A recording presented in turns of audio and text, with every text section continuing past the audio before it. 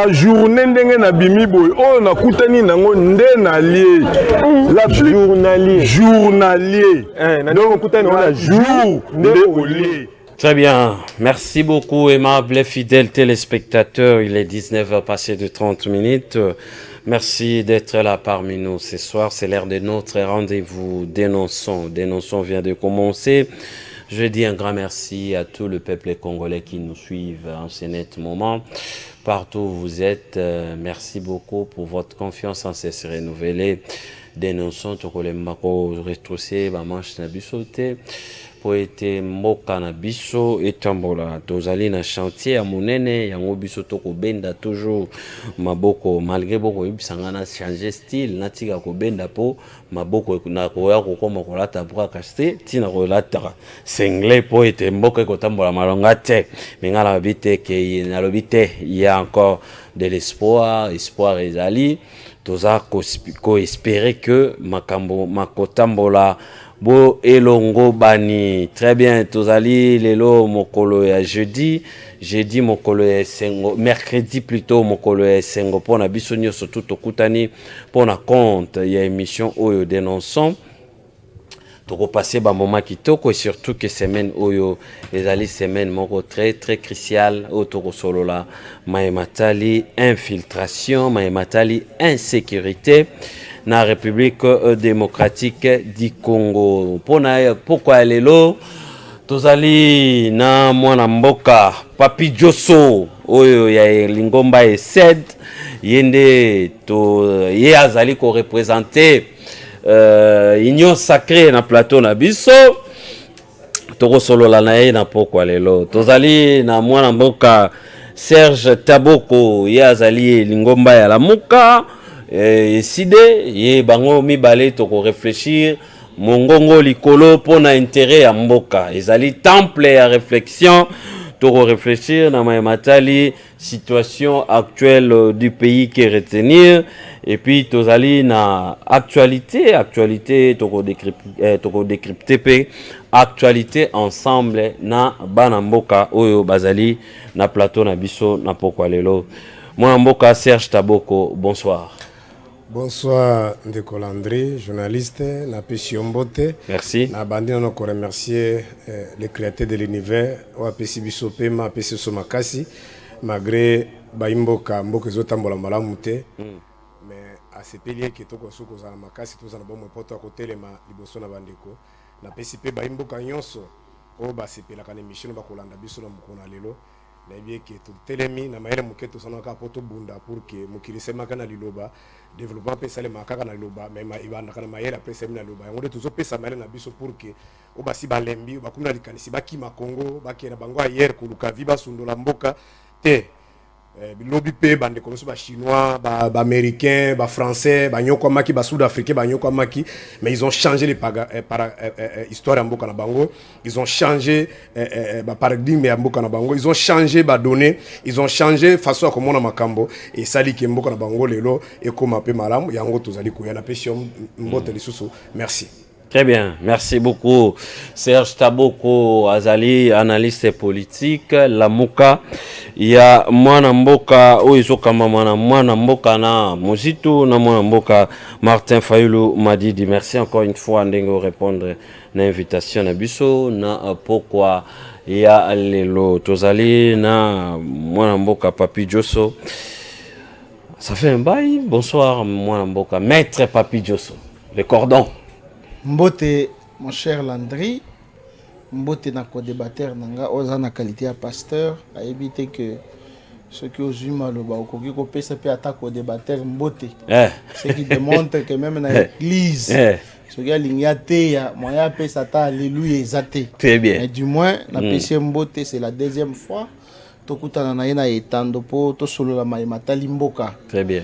Je suis maître Papi Diosso Ngandomouin de la Bwenda, affectueusement appelé troisième intellectuel de Kabeya Kamwanga et prophète politique. Très bien. Nazali coordonnateur ya ESED. ESED et Lingue Koloba, ensemble des Congolais pour un état de droit.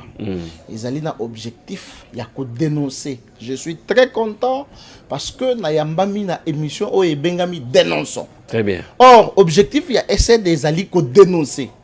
Ba ministre, ba député, ba sénateur, ba gouverneur, ba oyo bazali oto bengi ba mabuniste. Ba mabuniste bazali bato bazo travailler pour intérêt non il y a l'état mais il y a mabumuna bango. Mais avec votre autorisation, pardon, de Colandry, tika au katangata minute oyo na prise de parole nanga ya deuxième fois na dénoncer. O dénoncer donc pesa o maloba. Wana zaki na pesio. Wana pesi ngambote na ninga kika na dénoncer na saluer bandeko nanga nyoso ba kongomani o bazali na bunagana bandeko nanga nyoso a ESED. ESED tozali susu na Tombouctou, tozana Afghanistan, tozana États-Unis, tozana Canada. Oui oui. Pour muta vérifier kuna zati. Partout. Représenter Tombouctou to Afghanistan comme on est na one is Peter Kalala. C'est Peter Kazadite, mais Peter Kalala. Oh, il y a Tombouctou. Très bien. Donc, en tout cas, on a vu que Bandeko Nanga a dénoncé na Mankaki Bino Makasi. Très bien. Les prophètes politiques a yeli susu na moto ya kosakana. Prophète politique. Dénoncer. Bon, on a fait sur 2 minutes dénonciation na yese fandi na nini. Dénonciation ya liboso nazo funda ministre ya urbanisme et habitat. Kombo na e Pius Mwabilo Mbayo Mukala. Asaini. Azali na secrétaire général oyo babengi Adolphe Mabulena. Ndeko Adolphe Mabulena azali cité na ba makambo moko ya spoliation ya bien ya l'état, terrain ainsi de suite. Na pesa ndakisa tango gouvernement Samaloko ne bimi il fallait ba ministre ba pona ba isika oyo isika pona ndako à l'état isika o wapi akovanda. Mais moi na mboka F Bazaiba aponi ndako na commune ya Gombe. Oyo eza situé na avenue Lubefu numéro 27. Tango akomi kuna akuti ke non ndako ba buki. Nini ya koleka ono conseiller à président asombi ndako oyo azolinga atonga. Bakangaki secrétaire général à l'urbanisme et habitat. Alobi zangate za chef de division bakangi bango nyonso mais batiki bango mais le bien de l'état toyebite situation nango ezali ndenge nini. Donc il y a des ministres oyo bakoti na union sacrée non pas pona ko sunga mokonzi ya mboka mais pona ko turpie vision ya mokonzi ya mboka ozolanda. Et nous sommes en train d'imaginer que est-ce que ba mapango bazali ko déguerpir batwana eza en complicité te na batuna ye po bateka ngo lisusu. Très bien. Lelo na monga fula division urbaine ya urbanisme ya habitat na monga fula ba bengani bango o mukolo lupango alobi bosala lisusu musala wate. Mon président de la République fongoleli sous quant à ce qui concerne l'urbanisme et habitat dénonciation ya mibale ezali bandeko na biso ya onatra ba komi obenga société ya l'état wana SPT ba retraité bango depuis 2017. Si lelo oyo bafuti bango ata likonda mokote.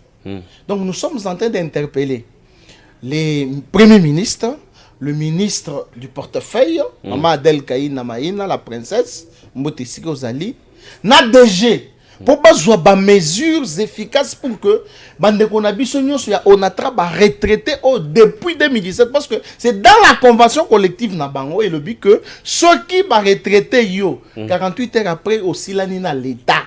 Donc l'état a payé misolo na yo ici mais ceux qui ok na baka ya ba onatra okuta ke bandeko na biso bango ba mitongeli bandaku bazo vivre na ndenge na bango moko. Et donc nous interpellons pour que mais s'il vous plaît ndeko landé il y a souka 30 secondes. Très bien. Ceux qui battent ba ko sala mabe to dénoncer bangote mais ba oyo bazo ko sala malamu to féliciter bangote na ko féliciter ministre ya finance Nicolas Kazadi pour nini. Oui, dossier il y a NF, École nationale des finances. Depuis 2010, il est 12 promotions il est qui.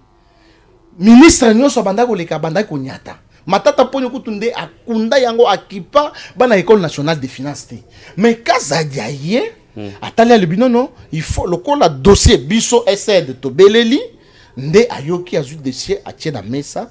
Nde tozolo baboye ba identifier bana nyoso ya SED et plutôt ya NF bazana esengo ministre a signé et puis je crois que dans un avenir proche bako affecter bango na ba secteur na bango. Donc félicitations na ba oyo bazali ko travailler pour l'intérêt ya population. Merci beaucoup pour notre temps au PC. Merci beaucoup, c'est très gentil de dénoncer et puis d'encourager. Moi, Mboka, Serge Taboko, est-ce que pendant quelques minutes, vous avez quelque chose aussi à dire à tous les fidèles téléspectateurs qui nous suivent pour nous équilibrer le débat? Merci beaucoup. Oui. D'abord, la déception est la grande. Oui. Pour que tu tumbo bato babundaki mibu ebele bandimaki basali ki bana mboka mususu bakufa batika basi batika bana bazala ba ofele résultat ezalaki yango o makamondi ka koloba. Alors hésiter nini? Résultat ezalaki ndenge ozoki bazobotra banda kwa bato bazosala bakope dede alobi ki bato na tra banda bango ba kenda na retraite kino lelo bazofuta mate onzoka ne makambo bango bande ko bunda na babalabala pour que ceux qui bango lobi bazi pouvoir ba mema un changement de bayena bango na yango biso tolobaki ke tozali na changement te moni ndeko Shadari ba Congolais ba boyaki malheureusement Shadari azali mais na ilungi ya bande ko IDPS parce que Shadari alobaki ngana ye ko appliquer programme continuité ya misala ya ndeko Kabila mais ba Congolais ba kendaki na sia mbulo balobaki niet mais tozo mona ke changement ezalité na oyo toti koyoka ndeko azwami na kati ya union secret ndenge moko azali ko union secret koloba awa oui union secret soko moni mutu akoti na eloko wana o dabo ezaka na chaise nationalité oyo coordonnateur azalité eloko ezanga kombo mutakoti kuna yebake azali na likanisi ya kote ya libumu azali likanisi ya mboka te mais na o ezali ya mutuya na lingaki na bisana ba congolais ndenge tozali kotambola boto ali koloba toyebake ba lié ya bandeko ya union secret linkoloba ke Museveni auti kobengana ba compatriote bakimaki mubulu esalemaki na ngambo ya Bunagana bakatisaki na ba mususu bakataki na ngambo ya epana ye na Uganda ou même sur le plan droit international ceux qui mutakimi epana yo azali réfugié ko bengana te plus de 20 000 compatriotes ba bengani bango nde tozwa bazali ko telengana bisika kola les alités donc bazali ko tengana kati ya bazamba tosuki wana te ndenge tozoloba na minute oyo tozali na niveau ya awichi hakuna plus de 8300 ménages bato bakimi basundoli bandako mosu ezali ya kozika moko poso oti koleka sadi vendredi samedi woka ki bande konombiso plus de 40 14 compatriotes babomi bango lokola même na batwa soko kei tango babomaka bakata kanyama ngombe to taba bayokela kemo mapona ko protéger misuni mais lolenge bazali ko boma ba compatriotes Natali na bandira na zako mituna lisumu to sali kaka poto za ba congolais même awe sika mwana mwasa aliko kamba na Tanzanie bazana kimia même sika basali ba coup d'état bato bazaka mena mwa kimia mais awe sika tenasi pacifique selma ki selo bandeko les congolais bazali ko mona pasi bali ko kufa lokola banyama mikolo nyonso alors yango tozali ko senga soki tobito kenda koto rapport UNICEF oti ko sala balobieke ba miyo ya bana bandeko na biso bana plus de 2,5 millions bana ou bazali ko souffrir na baza sous-alimenté et 9,000 bazali bazobenga na babenga kanini malnutrition chronique c'est-à-dire situation ezali na mboka catastrophe ça retenir compte na wezo salima na kwa mutu wa bande ko bakimi misu bakomi awa soko tali bakomi lokola na limité mopanze ya nini ya mombele na kende kukuta bafai musu bazali bazola na basalo bakimi mobulu na wezo salima kuna mais ba oyo bazali na parcelle à pouvoir ba lobaki ki bango de baza bagara nation bazole kana bashene ba papa na obike bato bazali ko égorger kuna bazo sala mobulu bazali ba banguna ya mboka baza ko kutu ko identifier bango te po minoko bazolo bawana eza minoko na biso te soki bango bazana sécurité bazaba information yeso ba yebi bato wana te pisa na ndimite kende ko landri avec beaucoup de militaires ko yela congolais langue moko congolais zanga ko interpréter na monde ezalité mais ndeko Félix alobi na chaîne ya na France 24 na TV5 kizali banguna ezala ministre vice premier ministre intérêt pas confirmer za banguna bazali ko identifier bangote ezala pe gouverneur c'est-à-dire vraiment to bunda ba congolais oyo tozali ko lekana ngo to telema to bangelo ko moko te to tielika na bangote c'est-à-dire espoir ezalité to bunda ndenge ndeko mona zo suksa wana benga kinga bi papa Serge il faut mikolo kokota 19h kota puse mboko za mobulu ba Rwanda ba koti partout ngabi ndeko kokota 19h te ba Rwanda ndeke tozolo ba information tozali nango na habité soki recensement salmi ya sika baza presque 12 millions Ba Congolais tous allez bon malgré biso tout ça comme sur recensement mais ba estimation tout plus de 100 millions. Ce qui to continue à 19 ba ko sala ndenge ba sala kana est na ba fungoli porte ba yeba ba di ko gorger biso malem. C'est mieux total na bango na miso, il y a pas une bombe atomique depuis l'histoire de l'humanité, vous allez plus puissante qu'un peuple. De to ko banga bande quoi. Ce qui ba kota ta 1 million, tote mais la bango to ko ki mamboka na mboka na biso, tote au lieu ko banga ba koti 300 ba koti mais ba kota 3 millions, bazali bato, bazama bende te ba kufaka pour résister liboso na bango. Très bien. Merci beaucoup moi mboka Serge Taboko Azali Side Lamuka. Tout allez mettre Papi Josso ngando la coordonnateur ya SED Inyo Sacré nde tokosolola na poko ya lelo. Merci beaucoup la nabiso bozali belé 089 73 88 067 landa susu ba intégralité na biso na YouTube Ntingi TV officiel, s'abonner et puis partager kota kuna landa ba émission na biso en direct tika commentaire na yo ekezala le bienvenu o aimer page na biso Ntingi TV Facebook o aimer page na biso pour ne rien rater. Très bien, tous à actualité rapidement pas été tokosolo la qui retenir de la situation actuelle du pays, situation insécurité et ça ko déranger biso makasi, on parle de l'infiltration, on parle du phénomène Kuluna qui bat son plein dans la ville province de Kinshasa partout. Donc on va toutefois discuter sur ça. Et après, tu refons la téléphone, Toyo Kabino, Ndengeni Borotuna Mituna, et pas ya ba invité Nabiso, Tozana Bangona Poko Lelo, à tout seigneur, tout honneur. Merci beaucoup à l'autorité morale, l'honorable Servon Pichun Singh, d'être super branché, en train de nous suivre. Très bien, on va prendre rapidement les actus. Restauration de la paix dans l'Est. L'ONU appelé à lever les mesures de notification sur les armes à destination de la République démocratique du Congo. C'est Politico.cd qui nous informe. Fermeture de la frontière de Kasumbalesa. La société civile craint le risque de carence en produits qui viennent de la Zambie. Trouble moko le kakikuna chauffeur moko ya Zambie abomi chauffeur ya Congo. Donc trouble l'équipe bakangi mais siko société civile baza ko regretter bazo banga ba produit utaka kuna soki zo kota te carence ekezala po ete biso to produisa eloko te attaquer dans et utaka Chine. Occupation de Bunagana consterné, les parlementaires congolais boycottent la 145e assemblée de l'Union parlementaire qui se tiendra à Kigali.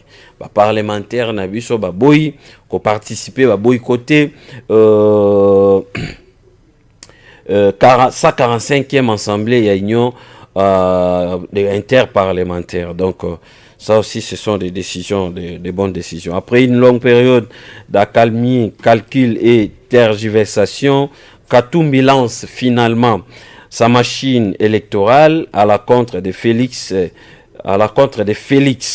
Katumbi joue à kit double pour remporter à la présidentielle de 2023. Mwana mboka Katumbi akobalukela Félix Antoine Tshisekedi selon information au politico.cd APC biso. Mais ce sont des politiciens oyo biso to encourage à rater une émission de dénonçant. Azali na kati ya Union Sacrée. Azo bénéficier ba ministre ba poste ba mandataire na bango yacha ba pesa ka mbongo.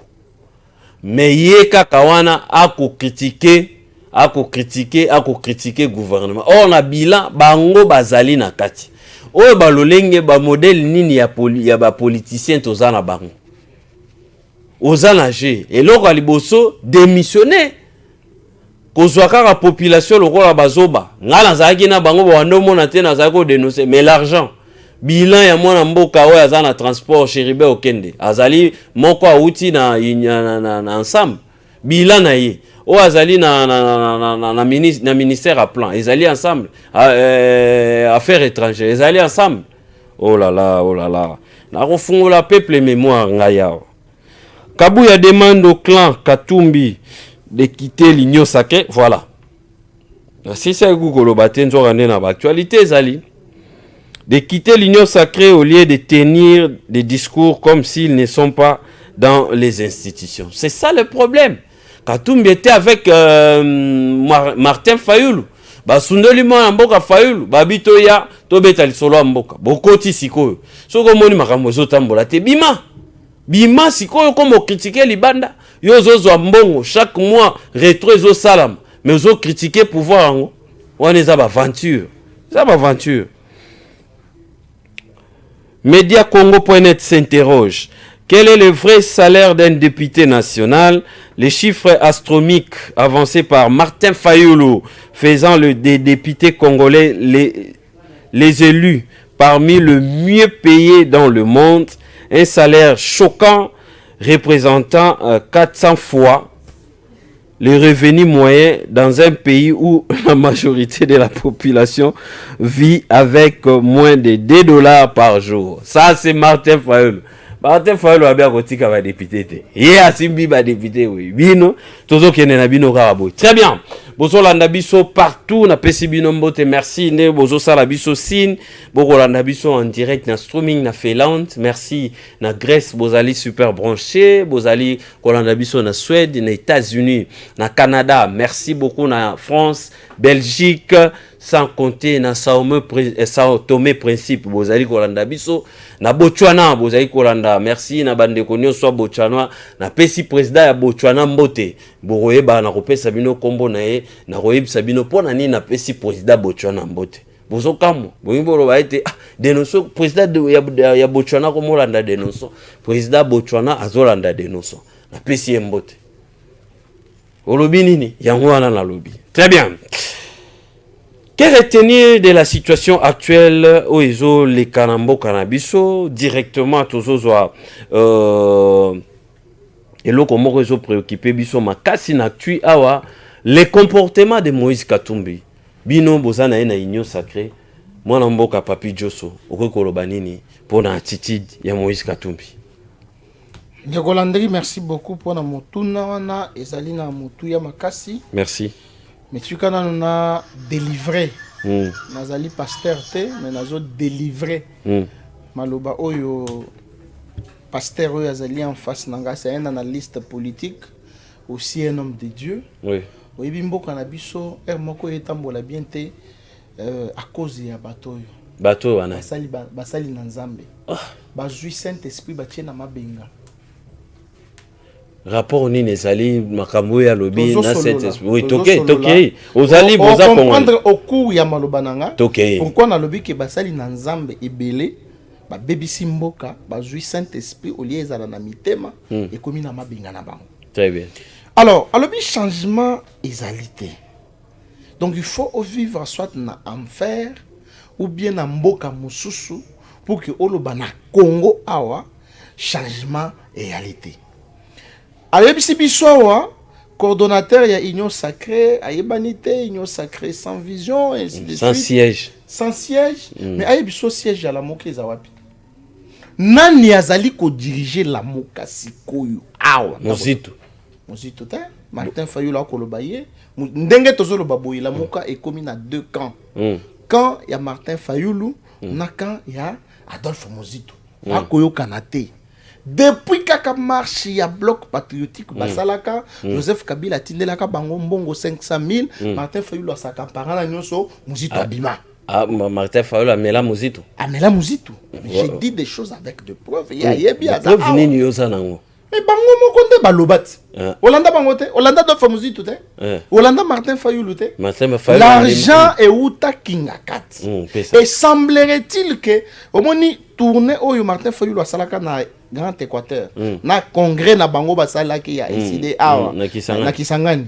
C'était sous le haut patronage ya Kabila. Je parle de Kingakati. Kingakati. Mais tango zoloba que Kingakati Kabila. Yesikoyo lokola union sacrée tozali na CHT. Na CHT. Aïe c'est biso siège ya la moka ezawapi. Très bien. Voilà. Merci. Parce que même les partis SID siège na ngweza kaka na enseignement a. Un parti dont le président national est incapable d'implanter les partis d'abord à la ville à Kinshasa. Donc nako landa penza wana eza débat ya ba de caniveau toko kota na yangote union sacrée tozali kuna bien sûr même la famille otobota maka même la isika ya musala makambo ya mabe ya laka ya malamu pe ezalaka. Alors, la question que tu me poses, il y a attitude de Moïse Katumbi. Bah, il faut bailler d'abord. Qui est Moïse Katumbi? Moïse Katumbi, azamutu oyo, série tozalaka na difficulté na Zambie, marchandise na biso ekangama kuna, ya le bino Congo, il faut efutanga mbongo nanga.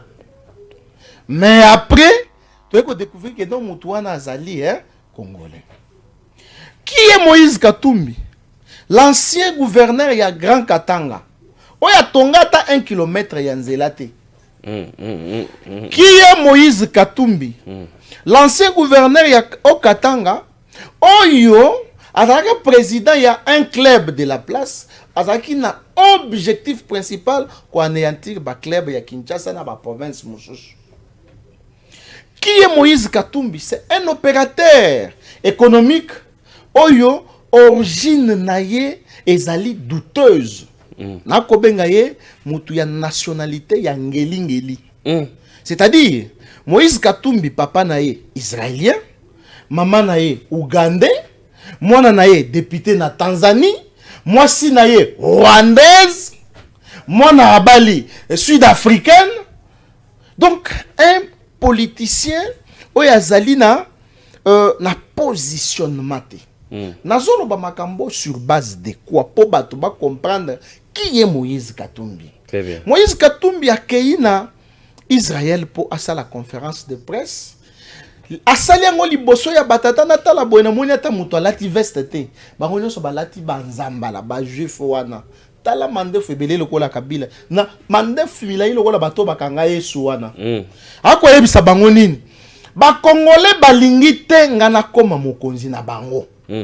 Mais comment ba Congolais ba kolinga yo koma mokonzi na bango alors que yo moko tata na yo juif, maman na yo ougandaise, moi si na yo tanzanienne, ceux qui rwandaise, ainsi de suite. Donc une personnalité politique, il y a ngeli.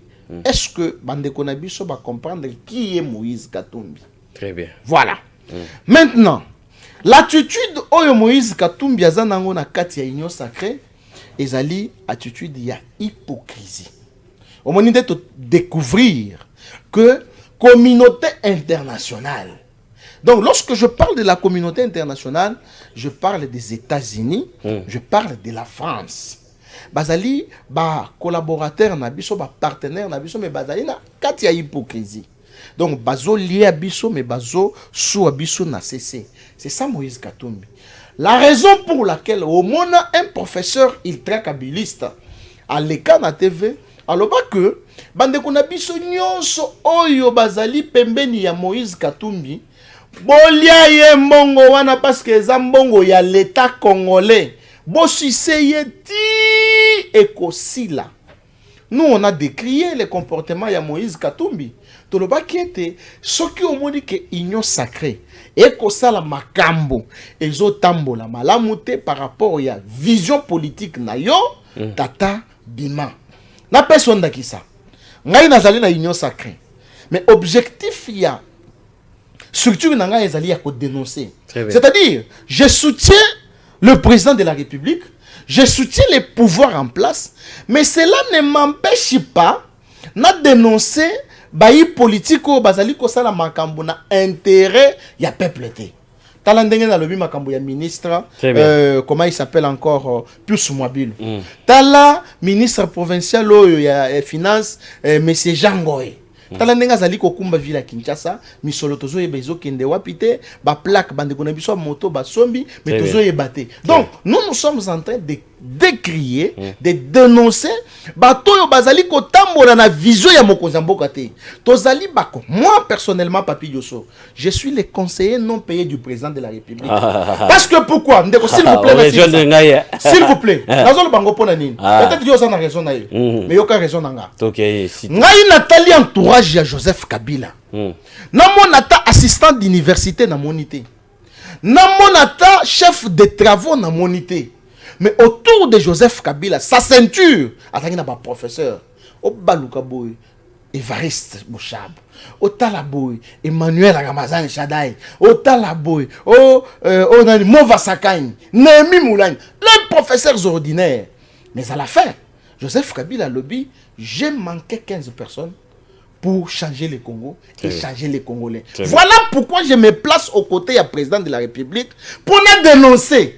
Naïbisa, Mokonzi ya Mboka. Fongola lisu na yo potala Martin Fayulu akosala ba tourner na Canada na États-Unis pour na kobundisa bokonzi na yo tala ministre tel azali ko travailler bien DG tel azali ko travailler bien mokonzi longola bango. Voilà notre mission. C'est la position que Moïse Katumbi devait prendre dans l'union sacrée comme Augustin Kabouya alobi alongwa. Moi position nanga bakonzi ya union sacrée en commençant par le président de la République. Pourquoi ne pas kobenga na Moïse Katumbi na union sacrée? Très bien, merci beaucoup. Mais moi Mboka Serge Taboko pasteur est-ce que l'attitude aux politiciens ba relaxa rabiso lelo bazaboé lobi bakebo ka ya Moïse Katumbi, quelle lecture faites-vous? Merci beaucoup. Na bien que monsieur vous allez équilibrer surtout dengen de kauti koloba débat à carniveau. Malheureusement na moni yenda zali vraiment ko samboube na kati ya boube na kati ya poto c'est vraiment trop terre à terre ba makamba lobi. Mais toluka pona koluka kosonga ba imboka bon je pensais que les débats aux à la hauteur parler des choses qui concernent le pays de quoi kina makamba pamba mais tolingi tolongola moi makambo mbindo uti koloba j'attendais à loba bassin na nzeba bo imboka mais à lobi l'autre côté à sauter nae. Mais nalingeka nazongisa si tout na yete pe na d'autres compatriotes batungisa makaminga mais pourquoi pasteur ça c'est vraiment un raisonnement to confondre en gote c'est un raisonnement vraiment archaïque kolba ke Moussa Nzambe akoki ko sa politique ité. Ce sont des théories où va imposer qui sont dans des républiques parce qu'il y avait des gens qui avaient l'ambition ou les soucis à détruire Mboka et ils ont fermé les hommes dédiés la bouche. Et qu'est-ce qui s'est passé? Bazo bisabase nanza bango s'occuper kana makambo ya côté bato ba bisabatoke batali la ka lola mais en entendant bango bazali ko lia bango bazali ko s'organiser et c'est même biso sika même biso mais ce que tambour na kata Bible ko banda même Genèse tina histoire à Jésus on montre que des hommes de Dieu sérieux se sont bâtis pour leur pays de mona tangelo ate ba David ba tout le monde ba bundaki pona mboka na bango ils n'ont pas voulu mboka na bango kenda ce que tu as vu sur l'histoire récente pardon on montre que il y a Martin Luther King o ya bundaki atika lelo icône il est parti mais tika la icône un jeune abunda pona ba e aboye ki ba inégalité na kati ya société ce que tu as l'histoire récente il y a Free City tozana obazo benga Desmond Tutu donc abunda qui permet na apartheid à l'époque peut-être azaki haï par des anglais mais les lois tikali na kati banana uti ko kufa moni monde entier mais banguna nae bazali ko féliciter donc biso to li ko bisaba na nzambe il faut faire la différence quand vous partez à l'église c'est pour la vie éternelle c'est pourquoi un jour Pierre pose la question à Jésus nous avions tout abandonné nous avons suivi qu'est-ce que nous allons gagner Jésus a dit premièrement le royaume des cieux c'est-à-dire vous partez à l'église c'est pour la vie éternelle mais pour na ko bongisa environnement ko longola bosoto ko sala ba terrasse ndenge mbula ezali ko ya érosion ko buka kisenso to na besoin ba Gabriel te to na besoin Michael te to na besoin ba to bazali responsable on n'a même pas besoin de chrétiens parce que au bazo tonga chini kuna ce sont pas des chrétiens au bazo salaire ya Macron yebani c'est pas il n'est pas un chrétien on a besoin de gens qui sont sérieux bazala na tête mboka ba yiba misolote ba salaire banda ko eza lokola magie boete salaire yebana soki ba tourner ozoka combien salaire yebani ka ya policier ça dit tous à la besoin ba to ya bongo pour que ba tonga mboka na biso sani et kenda liboso c'est pourquoi Moussa Nzambe muto azali sérieux azala boyebi ya Nzambe il peut pas kopesa makamamboka ne mukongo alors binga na kosambela Nzambe mutakotia goudron na balabala te Nzambe mutakotia courant te tango zoka ba retro commission mutazoko a coopérer ba ressources ya mboka na ye olandaki limbisa ndeko poto sunga bana mboka Albert Yuma awaleki alors nous avons bradé minéraux ba minéraux mboka na biso olandaki même ndeko Félix akendaki na réunion moko soki ezalaki russe na ba pays africains azako funda régime Kabila de 2010 à 2014 mboka na biso ezwaki presque 46 milliards mais na caisse à l'état ekoteka 6 milliards amen na kata ba église bokokuta kuna pasteur bla que toute autorité vient de Dieu bunagana on appelle comme l'autorité rwandaise bango batako diriger pasteur na bino peut faire travailler na gouvernement ya Rwanda parce que toute autorité vient de Dieu parce que ceux qui dirigent là c'est aussi les autorités. C'est l'ignorance. C'est pourquoi bisoto yaki poto kokako démasquer ba faux pasteur one. On cherche ces gens-là pour des débats contradictoires, ils ne viennent pas. Donc autorité à Mboka oyo d'abord est à la chef de riz à sa autorité. Autorité lui baka que toute personne qui a une parcelle à pouvoir du Coran bâton d'autorité. Donc voilà un peu. Alors na kena makambo alobi décider la muka baza bon ayebi que décider c'est que chez Amunene ezali ngona bino kuto landaki ndeko nani même Chilumba alobaki abi banda tozi pouvoir toilette eza kuta kotonda na ebite so ba pepe mikolo kosomba ta chaise ezalité parti kuna zoka kuto chaise na soki ba changer ba koma kambe belebele donc ça voilà une organisation sérieuse. En dehors de ça, la mouka na kasi journaliste PCO déjà réponse awa ezali ko kamana mwana mboka nani Adolphe Muzito. Et en dehors de ça, la mouka esalema ki pona ko bunda. C'est pas un parti politique. Ezali pona ko éveiller ko ça va congolais ko bunda. On n'a pas un problème particulier avec la mouka pour la mouka futa ka bato mbongo te. Toza na problème nde ya ndeko Félix wazali andimaki azwa bokambi ya république o république ezelo ko ya biso nyonso. Ça dit, bah, geste na mouvement de biso to landerango. To landera musito te, to landera faulu te baba dirigeni. Voilà. Donc, quand vous avez une organisation, eza na chaise te, eza na coordonnateur te, bakuta na ka ba ta bengi ba tam su kabu ya bengi, ta su bemba bengi, de bakuta ne ka ba solo. Bakuta na hôtel am solo ba changer hôtel. Alors, moi non mais sérieux, je peux pas entrer dans une organisation comme ça. Donc on a honorable Ntingi ba kena na hôtel. D'abord, il y a honorable Ntingi, c'est quelqu'un qui avait beaucoup d'estime na ye, bon, et azali choix na ye, oyebi attendant de nga, il y a en dehors de moi pardon, il y a beaucoup de Congolais qui croient na combat na surtout na capacité intellectuelle, surtout na dimension technique na ye, na domaine na yo ayebi ya makambo etali lotiliki ainsi de suite mais andimi na ye pimeli yango pe ba pimeli yango na yebi saki même ye ke kuna eloko ezalité na moni ba olela bangola beneze ba komisoko ya kuna eloko ezalité donc bazali bilenge ba bunda pona kotombola mboka mtingi wana ko comme un jour président république très bien ko à part Kasavu bunana ni na Mobutu oh tout va remplacer na sima pété na musée est-ce ils sont plus compétents que Ntingi comprenez donc alors on est en faux débat et élément à souka par rapport à Mutuna na yo il y a nani ya ndeko Katumbi bon c'est que vrai na considération na etumbaranga na sala kana lingaka te ko sala débat soki moto azali te mais na respect na yo soki azaki na ba tourner bazala ki awa ingakeza malomelo quoi bazali te na respect na ko répondre muke je parle de comportement oui je comprends mais na lingi tende ko tomber na biloko ndeko oti ko sala parce que oya uti ko loba pona Katumbi ça s'appelle l'ingratitude. Katumbi oyo azali lelo ko vilipande awa ngana za na audio na image oyo ndeko Félix asala ke mission na Sylvie Bongo conseil na bino alors bi Katumbi c'est un homme sérieux donc Katumbi soki Félix ayoki makamba zoloba na ndimite ka akobengana image ezali Katumbi c'est un homme sérieux ndela caméra EDD Katumbi bandi na ko bana na Félix te abandi na kondo popete nani ateki ba moyen benga les zéro tout na qui a mis des moyens pour bakena na Genval qui a mis des moyens c'était pas Katumbi il a soutenu na triomphal awa mukoro kuluto na ebite ya soki azaika na IDPS parce que na triomphal awa olenga nko modérateur papa te sekera abi Katumbi ayi après c'est base au senga Katumbi allié na ye on se comprend papa kufi Katumbi wana ne mutasunga bango bazaki wana tozaki bunda biso na bango kaka ba chemise maputa abandi ko ye mutandi ko sunga bango OK on se comprend alors ceux qui le bazali ko clasher contre ce qui est vrai mutro ko langai na respect mingi ne na lobiki comme muta Katumbi azalite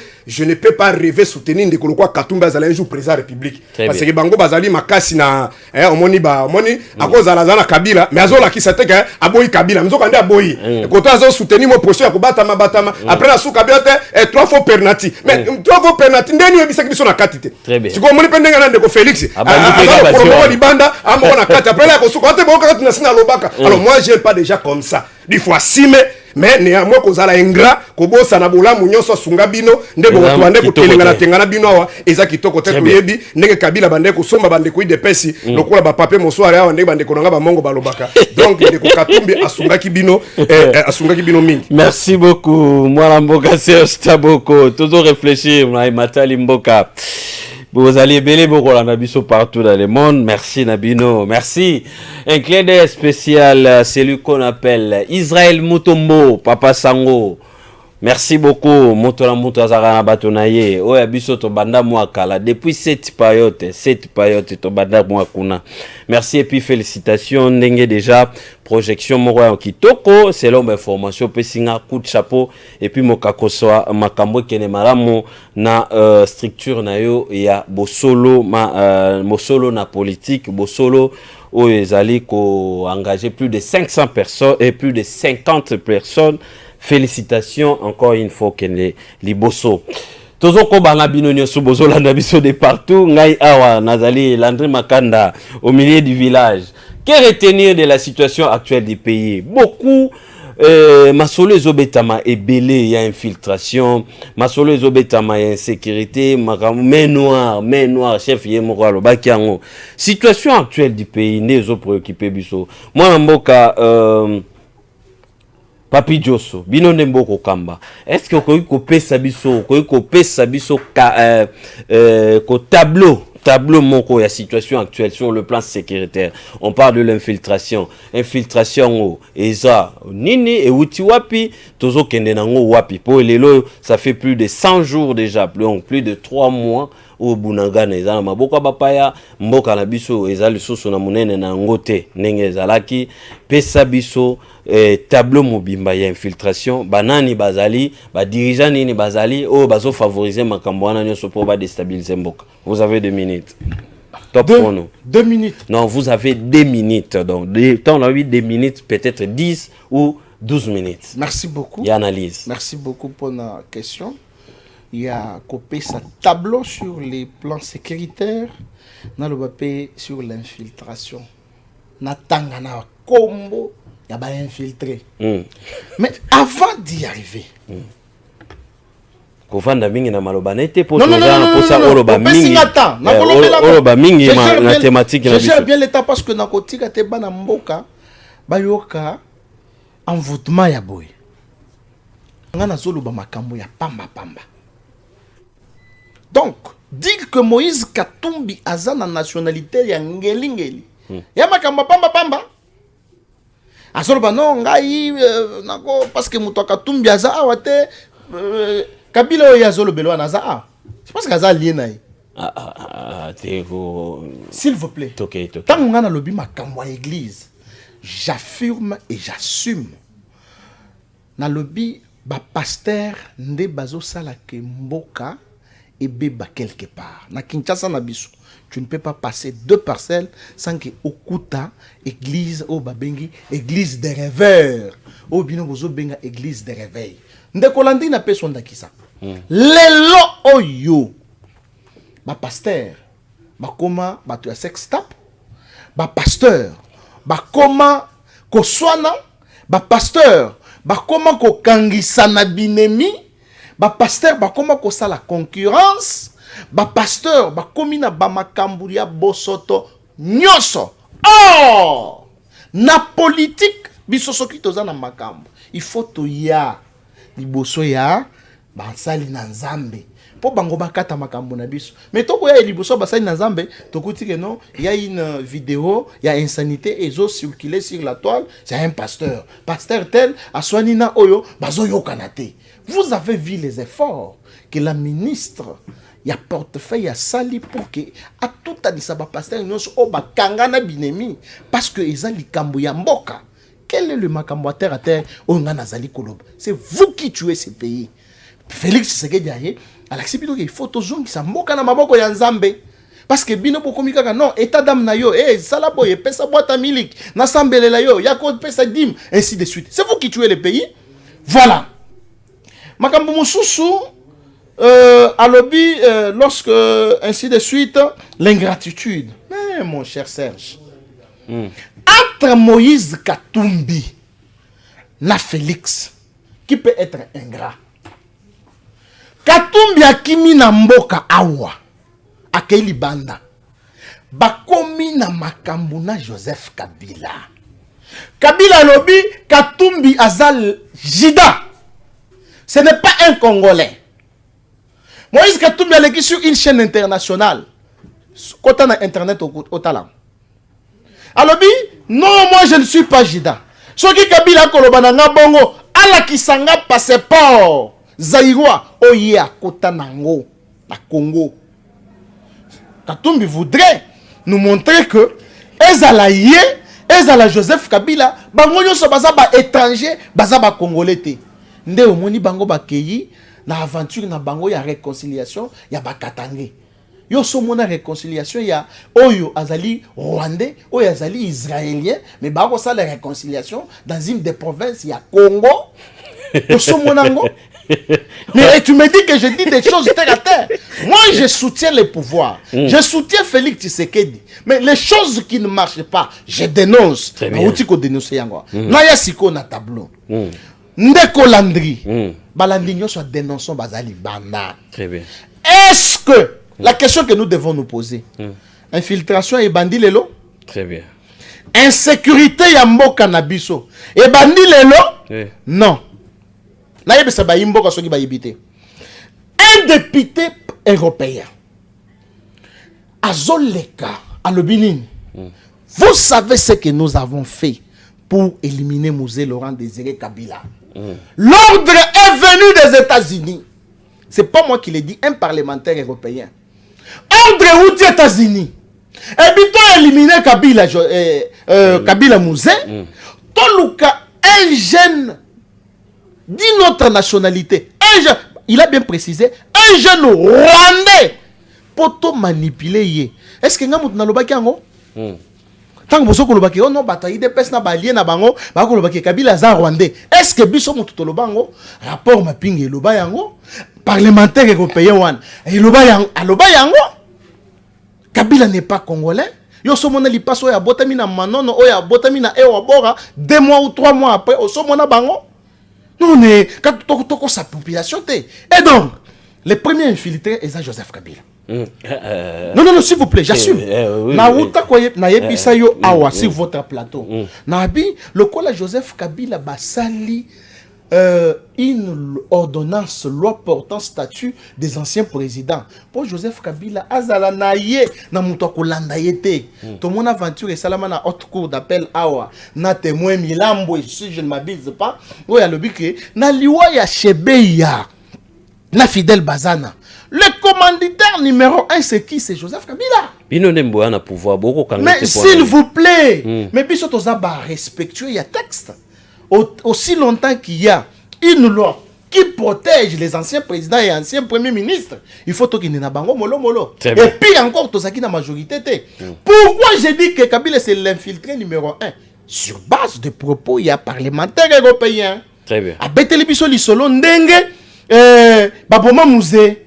Nandenge bakeye koluka un jeune étranger pour pas manipuler. Alors, l'infiltration est bandie en 1977 avec l'arrivée à Mouzé Laurent Désiré Kabila. Papa Étienne Tshisekedi, que son âme repose en paix, le sphinx délimité. Abenga Mouzé. Biso to kanisaka que Mouzé aza libérateur. Nzokande aza livreur. Aye ko livrer biso. Maboko ya ba Rwandais. Tant papa Tshisekedi ayebisi ye Mouzé ba Rwandais oyo bazoya oyo zoya na bango soki oza na nyongo na bango zongisa bango na Rwanda bazonga futa bango mbongo bazonga na Rwanda. Mouzé ayokate Joseph Kabila ye et surtout que mikolo na komona bandeko na biso mibale Ibrahim na Etienne Kabila bango ba ko réclamer que bango les enfants biologiques ya Mouzé et puis bazo luka test ya ADN pour ba déterminer soki famille où il y a 3 personnes baza bandeko na bango. Lorsque Kabila yende ko Landry, les accords ont été signés, c'est par là que j'ai dit que le premier infiltré c'est Joseph Kabila. Ba accord ba signement. Rappelez-vous à l'époque où Mozito Azalaka premier ministre. D'ailleurs avant ça, accord de l'Emera en 1999 si je m'abuse. Dans l'accord on a un article nango 4. Et le Binini ba Rwandais bazali ko réclamer 300 km ya terre na biso po ba pesa bango et comme territoire na bango. C'est là où les bas blessent. Bakoka qui ko déranger Joseph Kabila était pour nani parce que azande ko na bango. Au moins bakotaka na bangombe awa. Na yebisaka bato. Bangombe oyo bazokoto bokeba bazo assiéger biso malembe. Et donc baye ko signer lisusu ba accord avec Raymond Chibanda. Yokandenge accord ezoloba. Je pense que l'accord a sillonné sur la toile publique. Première clause. Accord ezoloba, ils reconnaître que bas militaire, c'est-à-dire armée rwandaise, et kota na Congo, et sillonner et surveiller toutes nos 9 frontières. Armée rwandaise. Non seulement ça, mais bazala lisusu na droit ya bakota na armée congolaise, bazala na ba poste politique, pe na administration publique. Première hypothèse. Deuxième hypothèse. Dans le même accord, on reconnaît que les services de renseignement ya Rwanda et kota na Congo va surveiller ba site minier. Va s'intégrer dans le service de renseignement ya Congo. Toutes les décisions que Congo a bandai kozo, quel que soit même dans le conseil des ministres, même dans le parlement, directement Rwanda s'est prononcé parce qu'il y a qui n'a pas émissaire. Wana na accord Wana na ba accord. Infiltration. Infiltration et bandi wana. Et le premier infiltré c'est Joseph Kabila. Parce que yé mouto facilita makambwana. Ba Rwanda ndekonanga Landry na pasteur Serge. Bazalaka awa na Congo. Vous évitez pourquoi Babana Osala Mobulute? Parce que c'était leur frère. Oyazalaki à la tête du pays.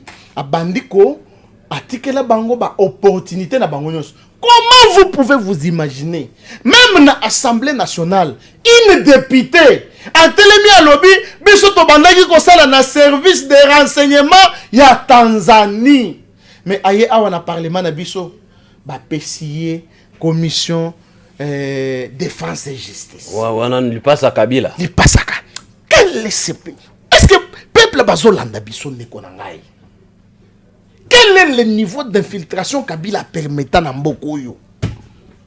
Et vous avez l'infiltration aujourd'hui? Maintenant. Deuxième chose. Tableau. Deuxième chose. Moïse Katumbi. Même ce gars a un représentant naïe awa bozo boye kolobelaye. Représentant Moïse. Nazo tanga kaka deuxième fil. Non, na kobaki sa troisième. Troisième chose Azali. Autant que Moïse deuxième, troisième. Moïse deuxième infiltré. Imaginez-vous Moïse na Joseph Kabila bazo yokana. Yo tozo benda na ainsi de suite OK, mais tango kozonga, to kozonga na lesusu. Tango bazongi na makambo na bango, il y a réconciliation. Ah, est-ce que yoka ki ba audio circulait sur la toile? Ce n'était pas réconciliation, mais c'était que comme les deux commerçants se sont.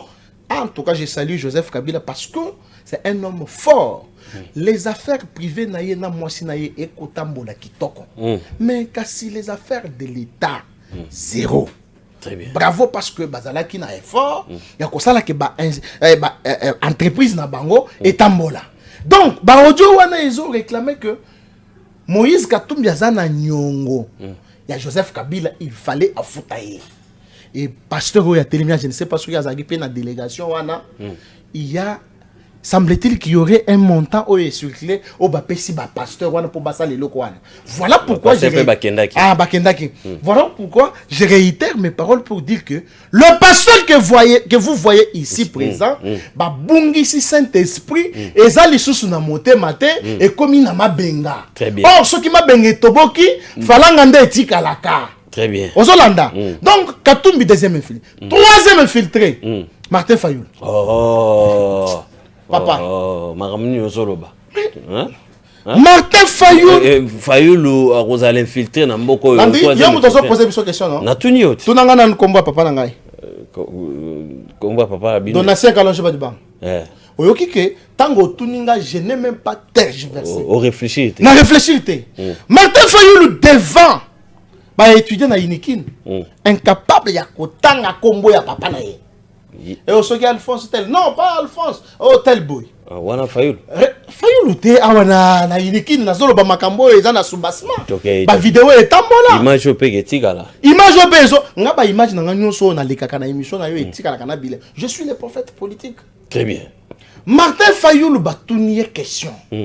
Akayi ko sala lobbying na ye libanda pona ko bundisa Félix Tshisekedi. Batuniye je n'ai pas compris comment Ndeko Serge aye na Matungulu awate. Parce qu'il fallait aye nango. Batekata na Zigida. Martin Fayoul dit ceci. Soit qui est président de la République démocratique du Congo. Na oye sa Paul Kagame. Occupe-toi de tes oignons. Moi je m'occupe aussi de mes oignons. Écoutez le président de la République. Ceux qui ont tali ba photo ezali ko sillonner. Martin Fayoul a commis na Azaria sur Rubero. A commis na Rubero. la nationalité de Martin Fayoulou est douteuse. Martin Fayoulou. Martin Fayoulou. Nous aurons appris qu'il serait sénégalais. Sa femme, camerounaise. Son enfant, à Bali, Brazzavilloise.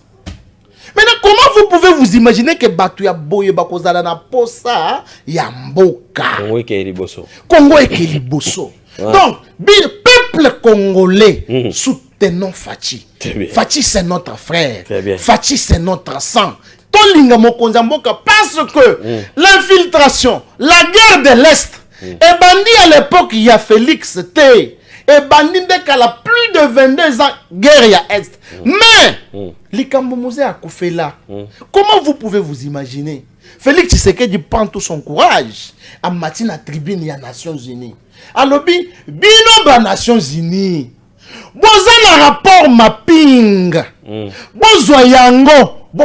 Kabola na salle. Pour botala makambo yokolika na Est ya mboka na biso. Donc le monde entier était en ébullition. Qui n'a pas félicité les discours? Il y a Félix Tshisekedi. Très bien. Même Martin Fayoulou lui-même. Oh, il n'a pas dit. Donc les tableaux oyonga na zo pesa, insécurité et bandit les lotés et bandit kala. Ba infiltré, ba koti les lotés, ba kotaki depuis kala. Yangonde ozomona que Félix Tshisekedi est en train de nettoyer l'armée parce que l'armée est là qui infiltré. Na uti ko tangela yo les 3 infiltrés awa. Comme Félix azwaki bokonzi apesi yango na maboko ya Nzambe esika Nzambe avandaki biloko akati eningani ya lobi Félix Tshisekedi comme yo pesinga mboka na maboko na ngai na kobanda kolakisa yo banguna nyonso ya Congo moko na moko lelo ba Fayulu bakomi obima libanda lelo ba Joseph Kabila bazobima polele lelo ba Moïse Katumbi bazobima na poisse tout talaka que ba complot nyonso o bazo sala pona ko kwesa Félix Tshisekedi ezakaka démasqué. Très bien, maître Papi Diosso, premier intellectuel. Troisième intellectuel de Kabea Kamon. Troisième intellectuel de Kabea Kamon. Très bien, merci beaucoup. Après si tableau nae, moi Namboka Serge Taboko, Hollandien Nabokebi, qui retenir de la situation actuelle du pays? On parle beaucoup plus d'insécurité, question infiltration.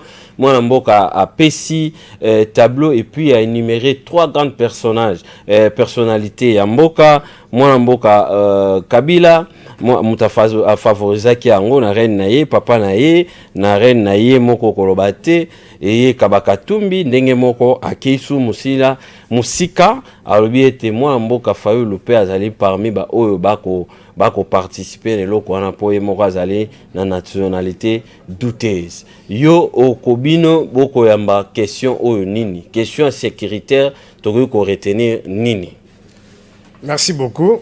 Bon na okina mawana pasi ka pona respect na zaka nango na bako débatteur so ite ngana lobaki auti récemment na 10e miri na sia nzete kozwa makambo yo ce jour mo na bande ko leka na bite na tiana no kashini na yaona na yo kapé bakamba ndeko balobaka na yoki bazolo babi Kagame azana panique ya kosakana te armée za ko buma ba Rwandais par jour sa Rwandais baza ko kufa ngabe makambo nde yango après na leki na ngalo ndena moni makambo tunde ko ti koloba awa eza makambo yo ba kosaka bango. Donc tout ce qui vient de dire ici ezali nango ba démagogie. Alors mais ba congolais ba koka kolanda to ko makambo motu ya mais to luka ko longola mwa bosoto na makambo bela uti koloba ya liboso 1 ce qui ndeko Félix pardon de konanga azali ko considérer Katumbi comme un étranger to ali ko senga na cour constitutionnelle ba koka ko saisir du dossier ba interpeller ndeko Félix pour la complicité si la haute trahison pour na nini Katumbi ndenge alobi azoki ba promena Kabila akendaki en exil ba changer même ko nini passeport mboka na biso to longwi na ba passeport ordinaire to comme la biométrique Katumbi mwazonga ezala kité. Très bien. Mais Moutapesi étranger passeport congolais. C'est-à-dire selon yena IDPS, Katumbi c'est un étranger. Mais Moutapesi c'est quoi étranger passeport pas comme un congolais s'appelle Ndeko Félix. C'est-à-dire c'est une haute trahison. Très bien. Yami Balé. Namona ki Ndeko Félix na Katumbi bazo tambola monde entier. banabi soki batambola pe moto bande pe ko soutenir mbongo ezalika Katumbi bazo tambola place moko moninga lobi na Chiluba moninga lobi na Kiswahili soki passe na ngai muntu tout ça bazo ko loba wana alobi oza frère na ngai moninga frère na ngai wana bande ko loba na ebite na Rwanda na Uganda Felix ta bande ko sola wana tanga loba frère na ngai moninga lobi na Chiluba moninga na Kiswahili wana bazaki entre ba étranger ou bazaki na nani bakeko luka ba sanction na régime ya Kabila et baluki pe ba sanction mon musu ba shadari bazwa Félix na Katumbi bado tambola ka partout ça dit que Félix a notamment à l'étranger pour ba sanctionner bana mboka shadari mwana mboka très bien ti ko lukanye so bande ko lukawana ezali soni pasi pe mawa et élément mosunde kwa yeba na lobili kambo ingratitude mais Katumbi azongi za be fort ya ba fort kaka ndeko Félix te malgré ndenge alobia na pesa ke passeport mais na ba 6 ya 5 ans parmi ba comme ba personnalité sengelaki bazala libérer pe bazonga na mboka ezalaki Katumbi wana Félix akobe sika combien na ezaki komba Katumbi ezaki na 4 ça dit il faut qu'on respecte yango pe parmi ba résolution et ça là que ndeko na biso edani olenganko azo poste sika zali wana on se comprend donc et sengaki na yeba yango OK bimisa élément mosusu OK ndeko Félix a remettre mboka maboko nzambe je suis convaincu avec beaucoup d'humilité na ndenge na yeba nzambe prière wana nzambe ayoka yango te wa Félix oui yoke ndate soki ngai nazali un intellectuel yo za du jour présent non makambo ya wana ko kendete ndeko na ngai ngoni ndeko Félix ndenge azali wana soki lelo asali kambo ya malamu nazali libre ya kulima ki asali malamu par exemple banda ya asana lelo kwa bien te mais loko la tu ko nommer ndeko na kanisa moni mena na réseaux sociaux tanga na lobite o ese moni ba congolais baboy o tu ko nommer na so chef d'état major ci wewe et metanga bande ko kende ba réunion na na ba Rwanda kuna na Kenya kuna o moite ba congolais tu ba ki d'accord te c'est-à-dire so ka sali kamala mutoko boyete banda ya na selo asala te ba o ngana moni kaka ndenga chef d'assaut wana ndeko wana quand même moni ke ndeko no pe muninga pe pasteur problème ezalité vous comprenez donc prière wana nzamba yoka te pona nini parce que tango tozo bundisa ndeko Kabila tango ba combattant bazo zika na permanence bunagana malgré insécurité ezaki na maboka na Congo mais bosali prière si ma prière bunagana ke elingo ba ke la prière botika kinzamba batela mboka nzamba si sa guerre nzamba yoka yango te pamba te ma combien ezotali sangai bo l'éternel Dieu ne c'est pas la prière d'un péché nani péché vous avez déjà la réponse. Il faut payer sa précision. Ah, ma c'est. Et ce sont comprendre de Konanga. Ah, ma c'est. Na lobi kenzamba yo quitté. Et ayoka katelo samba batwani. Ya masumu. Ah.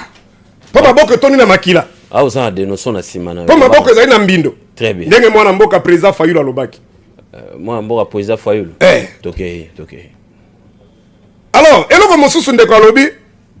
Bon, peut-être na kozongela ngo muke, alobi o ba pasteur ba kosala ba soki ba buzoba tout ça ba secteur na bango zo monana.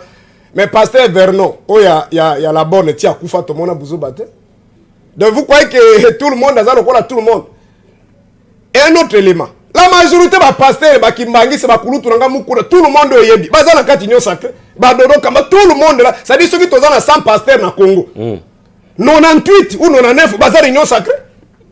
Ba soutenir vision mais makabezo simba ba tu ko sala kuto ba sangisi ba pasteur nyonso ba tonu saka ba 50,000 ba zaka ba 50,000 membres na ba église ba ke ko sala o prière na stade amonte que prière piak pe ba prière ba kenda ba kenda ba pesi ba ngombo ya transo mais ba pasteur ba zala ba église ba 50,000 membres po ya kaka na stade wa chata 2 litres carburant ba pesa ba transo dingle salobaki on se comprend mais yango moni ki ba prière wana nyonso ba prière comme akate pankolo. Alors, moi je suis pas un homme de Dieu manipulé. Il y a un moment où Kulutu, et na pesi mbote, Sonic a foutu à l'obakibo. Tant que pas Félix, a subi qu'à kosu basé au côté. Mais tant que Mobutu a venu au sani, soka kia zozonga de loko.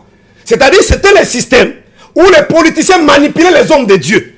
En contrepartie, ba enveloppe bazozo. Parce que na Congo, ceux qui m'ont azuka comme Momutuka, bana ne baké na poto, nda lobike, nzamba tomoli. Il y a un moment to pesi pe kuluta biso kakenza mbote abete abataki campagne wana na émission ya ndeko na yo Israël Mutomba bi j'ai bâti campagne pour Kabila mais ça dit sur une mboka ezale lobo bango pe bazana kati. Alors moi je suis pas dans cette catégorie biso to na catégorie ba Desmond Tutu to na catégorie ya ba Eli to na catégorie ya ba maternité et les autres. Très bien. Alors eloko mosusu ndeko alobi Kabila azali pour la kitana makambo insécurité d'infiltration. Kabila, c'est un étranger. tout ce qu'il a dit là, source wapi, rapport mapping, source wapi, parlement ceux qui belge, n'enga uti koloba wana, na makamba uti koloba. Mais, ba Congo bazolanda biso, IDPS nous a trahi. IDPS nous a trahi. Comme na président na bango kino na se. Parce que na bato bazo soutenir bango.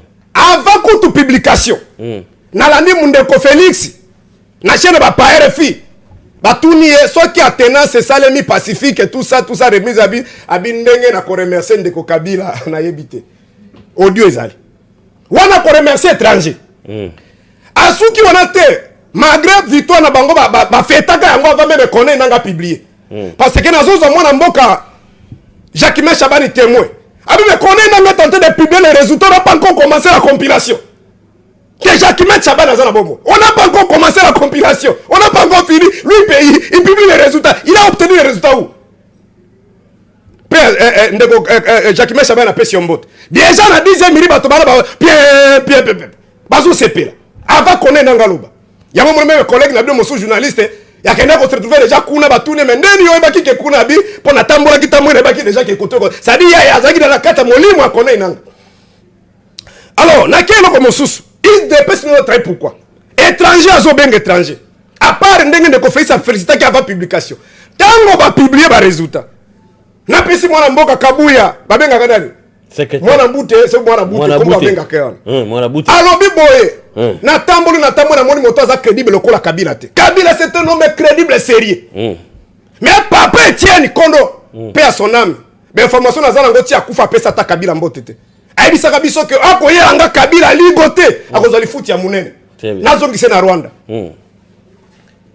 Kabuya lobi Kabila c'est un homme sérieux honnête. Atali habité bato babundi mingi bozo loko na bino. Biso kanisa ke bakendenge be election. Habi bozo loko na bino. Na suki wana tende ko kabunda. Magre bisuko zali. Soki mo pagana bongoli motema tokolimbisa ye. Mais yeba kozali ko faire partie ya situation tozala ngona Congo parce que ndeko feitanga mona ki pression. Alors ki telle la tendance au Congo s'appelle Martin Fayulu. Yo levé option. Bitumbo bemba na mindoki abunda kokate pour ko récupérer imperium. Bitumbo papa tse c'est que magora international abunda ka kokakite. Papa lela monoko mboka yo lobi te. Yo na Kabundi na Kabuya na Félix boko gagner Kabila. Obozala ki atteindre capable de aligner 500 candidats députés na IDPS. Nzamba limbisa yo to limbisi yo po bongoli motema. Mais bongola ngo sincèrement. Kabunda lobi ke ya ko ebisa biso to bundisa étranger selon ye Kabila. Aluka ki terme approprié biso ba passer to itizaka. Azandoki. Wana Kabunda. Ndeko Félix habite obino Kabuya na Kabundi bolobi eza muke. Ngai na gouvernement na nga tozali ko salela monsieur Kabila MBA collector. To tie longina na kati 10 000 francs. Ça dit au tambolo tali bobi Kabila merci. Au tambolo tali Kabila na yo kin collègue na yo Peter Chana aleki na télévision. Aleli. Adi ndeko feso ko sali yango na ko pasolango. Na landi meme mutu na bango o ba manipula kama père mère. Noël Chani. Adi Félix so ko sali yango, je vais me suicider. Ndende kotanga yo ki bongo. Basa ba programme ki déjà na budget ko tie longi ya Kabila. Yango moni Kabila jour atena c'est mino kaka bazo se kabiso. Ah se kabiso. Na leki ndeko na 10e miri na moni ndenge ba photo ya Kabila ezali kote kama. Ba ko wela ngolo ko la nguba. Oya zo benge étranger. Na keye élément asuka pour kita makama insécurité. Alors binde ko Fayulu. Tu prends le temps beaucoup hein parce que ya lobi kutebele. Minute yo ya sali yo be ko. Alors bele ko le kangai nazo kere makama beaucoup ya. Limisa matière na kati yo koloba. On sali déjà 13 minutes ya 15 minutes. On a okende rapidement. Oui. Alors binde ko Fayulu c'est un étranger. Ce qu'on a tous les congolais. Déjà la conférence nationale souveraine, Fayulu azaki kuna. Bazaki na papa ete sekedi nani Christopher azana ministère affaires étrangères nani bazala ki zaki kuna wana yaki na délégation ya ba sénégalais na 2011 tango papa Etienne Sekedi Kabila boya kita awa na aéroport Anjil akio kita na ndolo na moni Fayulu azaki wana na moni Mubaki azaki wana na moni Badi Banga azaki wana siko ayaki na délégation ya ba sénégalais mawana bino kadiosha. Donc, ezali Sony. ceux qui ont besoin de combat papa ya nani ya failli bon combat papa nanga kasi tango ko zama loba po yebi ba combat papa yo zande monter na failli yo zande monter na failli bato ba en public pour yeba identité maman na tata na les arabes ngote mais tuna seconde ko tuna ndeko vidé chimanga asala ke mission na ndeko no Israël mutum abit failli ba yeba kala tuna no le tiani abit failli totanga na France totanga na États-Unis c'est un Congolais. Tout na vidéo Chibanga binga kutu Félix na Sutuki na 2015. Tetos na débat wana. Bon, na Suki wana mais yo tikela kele makamba boso totende ko. Yango na lingaki na koka kolongola yango bolokola. Bon na kesi ko na makambo ya mutuya. Par rapport à makambo lobby insécurité, je suis à moitié d'accord dans makambo ya lobby. Très bien. Mais complicité de pèse ezali wapi? Tango afidèle ezali koya. On de ko musée mais la biso malin ndenge de ko lobby. Parce que bien sûr, le système était fermé. Mobutu a organisé l'élection. Mboka situation comme Mobutu. Peut-être c'est que les peines bangunza va participer qui na ba sanctuaire belo moni mindele ba pesa ki moto zo li futite to zo mbongo te situation comme qui na piège 90 5 93 salemi. Mais tango ba Rwanda baza koya ndeko Kabila musée a kosibiso kezali bazairwa. Mais papa c'est que na banene orenti ndeko peut-être ozaki information te. C'est les politiciens ozaki na ora Topé Azalaki n'a succès dans Mboka Oyo Kolekate, c'est que Azalaki te. Mais c'est que n'a pas pris le courage comme ça va Congolais que nous avons na Rwandais parce que ma solo Azalaki que moi Mboka Yaka to bengala Mobutu to ko sala ensemble. Vérité za yango wana. Parce que solo Azalaki d'accord te. Malgré Azalaki d'accord te Mobutu aboki aussi Minduki, anga bisema muze te Yaka za mwana Mboka. Mais tika batu wana, ils ont gardé le silence. Au moment qui mange batu ba mbaka ba Rwandais wana na ba Mandalala. Frère majorité za militaire de pèse. Majorité ba militaire de pèse. Au monde va tambusa ba Rwandais on monde musa tiela mba na tout ça. Ba militaire de pèse. Alors si que comme tango ya ko gérer musée bandi ba Rwandais ba bisabité type wana ko sala te. Nde alandi akende ku ba yamba na musée abwe ko yamba nde abandi ba déclaration nde bazongisi na kabo ya Kamwanga. Vérité za yango wana. Mais soka yebisaka ba Congolais que non mwana mboka za ko ya ko beka na Mobutu bien sûr nde ko na biso Mobutu abebi simboka. Mais on bazona ba Rwandais, je ne pense pas que ba Congolais ba zéro le pour banga ba yamba fidèle ba Rwandais wana na Mandala na maboko. Et c'est ce qu'elle dit, Azara pas de responsabilité. Et c'est-à-dire des pèses en général. Alors, mais problème est aux Angolelo, il y a un coup de l'obaki na kolomba kambosu c'est une infiltration te. Parce que infiltration n'est pas makaba ici les États-Unis zali que batubazo kota na ba système na bino sabino moko bosani boyeba. Mais abiso ezali nini? Au moins ba sangisa ki bango na Angola wana. Nde ba kutana ki na Macron wana. Ba opesa papier. Moni caporal Muzotodi, Caporal Gajumure, allez, ndenga zali akuna comme général. Oye pe wa allez, ba lekisi ba signer liste ba généraux na ba colonel na ba officier, ba commis. Est-ce que benga infiltration? Mais Nathan Félix c'est salamité. Ndeko. Natuni question Nathan wa Félix c'est salamité et salamité. Pour to yebi kezaki ko salamana. Est-ce que ça koyoka te que depuis 2019 il y a des négociations? Ndeko Félix akendeki na Kenya kuna ko sala. Monsieur, je vous pose la question, réponds-nous. Est-ce que Nathan Oyo bato bako bundisa mboka o babundisa mboka na régime à Félix bakoti ba intégrer armée pesa biso précision groupe officiellement bakoti on te mais ba makambeza en cours mais nazolo baboy tango ndimi ba Uganda baya tango ndimi ba Rwanda bazal oyebi que ceux qui jeunesse ya Nord Kivu bazala qui sous-traité mais la police rwandaise ngeka ko sécuriser bande ko na Goma et ce sont là ndeko donc tango yo yebi ke bato yo parce que bande ko de pesi ba surtout que Kagame abomaka ba Congolais tango ndeko Félix akena na Nations Unies mais nzoka nde makambo e bandi le kala bitumba ya 6 jours na Kisanga na 2000 kombo ya Rwanda na munoko même abeleli sa kufa ayebi ke Rwanda mutumabe mais bande ko de pesi tango ba ye eloko bango mona ki ba pesa ba Congolais ezalaki ya ko crédibiliser ba tuerie nyonso ko crédibiliser régime ndeko Félix c'était même plus loin je crois que dans Londres sur la bosanité ademoni ba kamana kana Nord Kivu wana eza ba nguna ba payate ezali ba Congolais bango moko ko wana uti ko confirmer thèse d'Abisso alors ce qui se passe à l'est ça s'appelle Ouganda et Rwanda je demande au gouvernement congolais armée na bango basari ba bundisa bango mais ba allié na bango nzoka ndo yebike na mibeko mboka na biso po armée ba paesa nini e kota na territoire il faut le kana parlement po oya su ya tour oyo ba député ba tekela ki bango loi habilitation na ba bien vert ba pesi bango gouvernement zwa na yo kenda ko signer mais tango armée ya nini ya Burundi kota ese kota kalandeko soit disant baki ko luka ba rebelle Burundi bazao banda ba kota babimisa na bangote les Congolais continuent à mourir na Sud Kivu ba Ougandais banda ba yao ozoyo que ça vendredi samedi les Congolais sont tués chaque jour mais ba militaires bazali wa très bien siko tokobenga ngoni même régime actuel bazo faciliter c'est-à-dire makambo to tu ko dénoncer au ba korba signaki ba remoti banda on est seulement qui en coucou mais sikozo ça les mapolele mais frère est-ce que tu peux imaginer que Russie na Ukraine bazo bunda ambassadeur azali wana yo moko monaka discours ya ba autorité na biso politique et militaire un discours ambigu un général alobaki kuna alobi to kosima marché to kosima na bito so basiba longola yi awo soko meki tanga na libanais tanga na ye ndie ba occuper ote soko meki Rwanda attention wana ba autorité n'osez pas nous avons les problèmes avec M. Kagame et le gouvernement on n'a pas les problèmes avec les Rwandais cela voudrait dire quoi? Très bien. Ça vous dire quoi? Est-ce que mon pendant que le président Ukraine peut passer à la télévision et dire ça va ukrainien?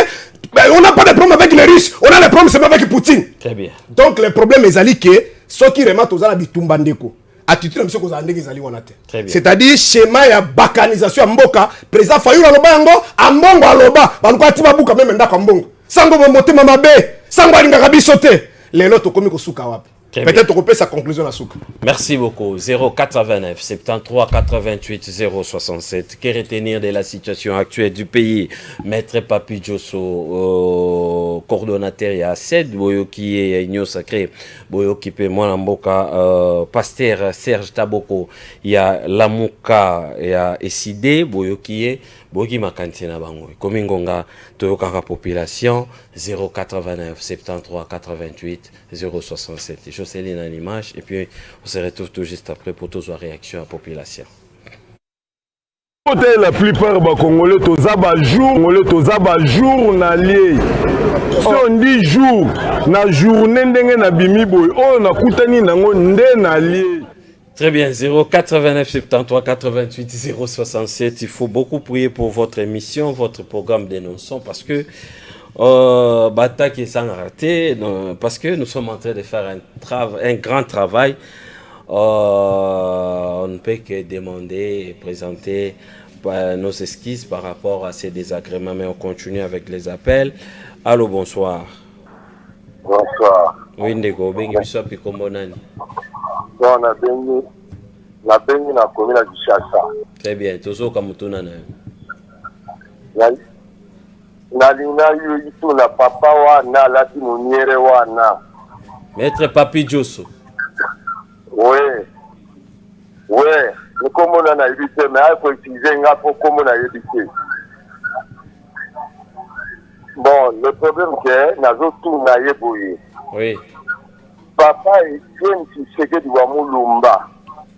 Nathan, il a eu des faits à diriger, moi, le président. Aïe, Shanghai, étranger, Nini, Azalaka Nakati, il y a groupe, il y a eu des faits. Puisque papa est bien qui du Wamulumba. Quand on a présenté qui Martin Fayulu, soldat du peuple, social à l'étranger, mais à quoi qui faut présenter la mise en bâtiment. Bon, faut dire, voyez, aïe, qui chasse en 2000, s'il vous plaît, question, s'il vous plaît, question, s'il vous plaît. Bon, ok. Yangoana, aïeba, koloba likambo yo biso peuple beto landa e kazoloba makambo ya busolo likambo lukuka esa malamu te peuple bakomono ke ozotapa tapa. Très bien, merci beaucoup. 089 73 88 067. Que retenir de la situation actuelle de la République démocratique du Congo? Toyoki bab Congomani botika kozala na ba individu totuna nde ba question nde yango batikela bino temps pour na kotuna ba question temps o ezalaka ya bino pour na kotuna ba question ko participer na émission kotuna ba question. Allô, bonsoir. Allô, bonsoir. Oui, Ndeko. Oui, nalobi la ligne na t'adresser na papa wana. Oh, elle a timoniere. Olingi otuna question to lobani.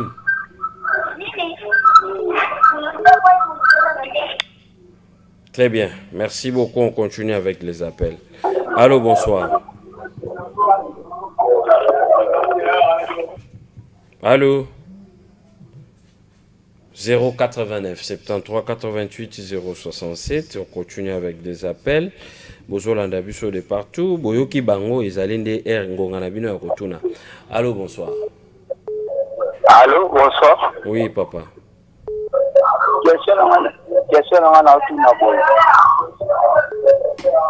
Na bengi na komi na maluku. Diminuez volume à télévision, hein, s'il vous plaît. Na lobi boy, papa wana lati monyere wana kwa nini président na bango azoboya baboma barwandais.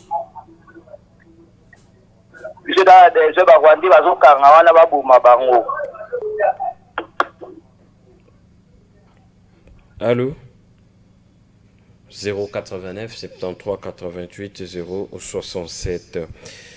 Il faut, quand vous nous appelez, que vous participez à l'émission, il faut qu'on passe un rythme où ils allaient d'un niveau élevé, s'il vous plaît. Allô, bonsoir. Bonsoir. Oui, Ndego. Bonsoir, papa Landry. Bonsoir, papa. On avait une depuis commune à Sélé. Très bien. Na route de papa on a bâti monyere wana. Depuis mboka oyo ezala mboka oyo tobona soso sa modele ote. Parce mboka ezala mboka oyo tobona soso sa Question na ezali nini Ndeko, s'il vous plaît. Tozo ko bien te diminuer volume à télévision na yo. Ah, donc na oui papa. C'est dit que bien bazana plutôt bazana de la élection.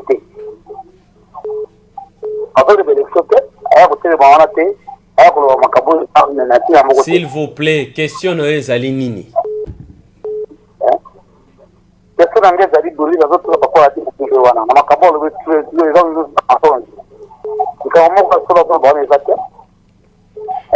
S'il vous plaît, ozo tergiverser yo mongokaka. Il y a pesi ba élément sur l'infiltration, il a parlé de Moïse Katumbi, a pesi ba élément nyosoto. Quand tu nous appelles, quand tu prends l'élix, il y a reparticipé à l'émission, aux habitués à l'émission, pose des questions. Posez des questions. Allô, bonsoir. Allô, bonsoir, Ndeko Landry. Ndeko Kali na question mote. Na sepeli mingi mwana mboka. Na bandi kotuna na passer Serge. En tant qu'homme de Dieu yo koloba prière oyo mukonza mboka salaki na maki esimbaki te nini yango ilakisaki oki esimbaki te. Mboka oyo apa makambo ese. Toza makambo mususu te oyo biso pe tozotala na mboka oyo. Pona yo soki este bitumba esili nante donc prière esimbaki te. Ya mibale Ndeko Landry oyo eza te noson. Passer Serge. Lisolo ya tata Fayulu okoko Fayulu ezobetama mingi oyo eza de noson. Pona kokata makambo wana yo ko exception kasi bombo tata ya tata Fayulu o lisolo ngo esila na sugi wana. Merci beaucoup. Merci beaucoup, c'est très gentil. On continue. Allô, bonsoir. Allô, bonsoir Ndeko Landry. Oui, Ndeko. Oui, Ndeko Landry na lobi boya. Mutuna nanga za tande ko papi joso. Diminuez volume à télévision. Diminuez volume à télévision. Ah, ok. Na ebite chiko la dinga malamo. Très bien. Ok, merci. Ndeko Joso, yebisa biso 2 ans ya Mubaki na Rwanda ezalaki pona nini? Parce que zone de l'infiltration. 2 ans Mubaki, Mubaki azala 2 ans na Rwanda. Ouais, on va kutana na kamere, la bandi ko la tseso ki banini. Ezalaka pona nini? 2 ans ya Mubaki. Ça qui est responsable, il y a IDPS. Ezalaka pona nini? Deuxièmement, na ngi na tout na yo lisusu motuna oyo. Yebisa biso motboni. Aujourd'hui, il y a des gens qui papa a failli, ou papa a nani bazaba étranger. Il est comme quoi benga kiwana. Biso, au monde politique, il y a le lot, il y a le quota beauté, au monde a un la gestion de la finalité. Question, s'il vous plaît. Question, s'il vous plaît. Question.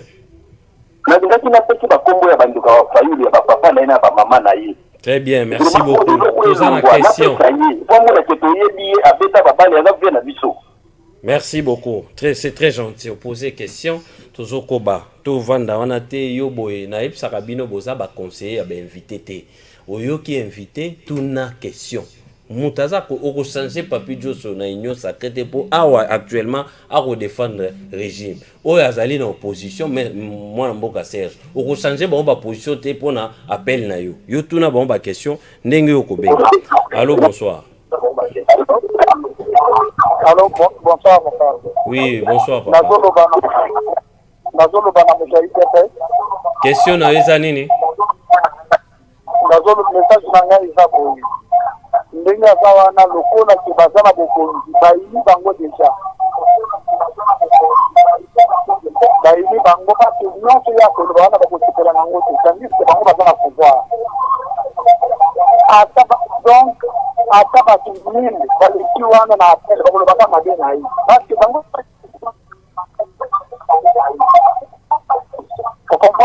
Très bien. Message nous a passé. Le rôle à bango baza na pouvoir ta balobi ndenge nini batu bako yoka bango te. Eza difficile batu ba yoka bango lokola baza na pouvoir.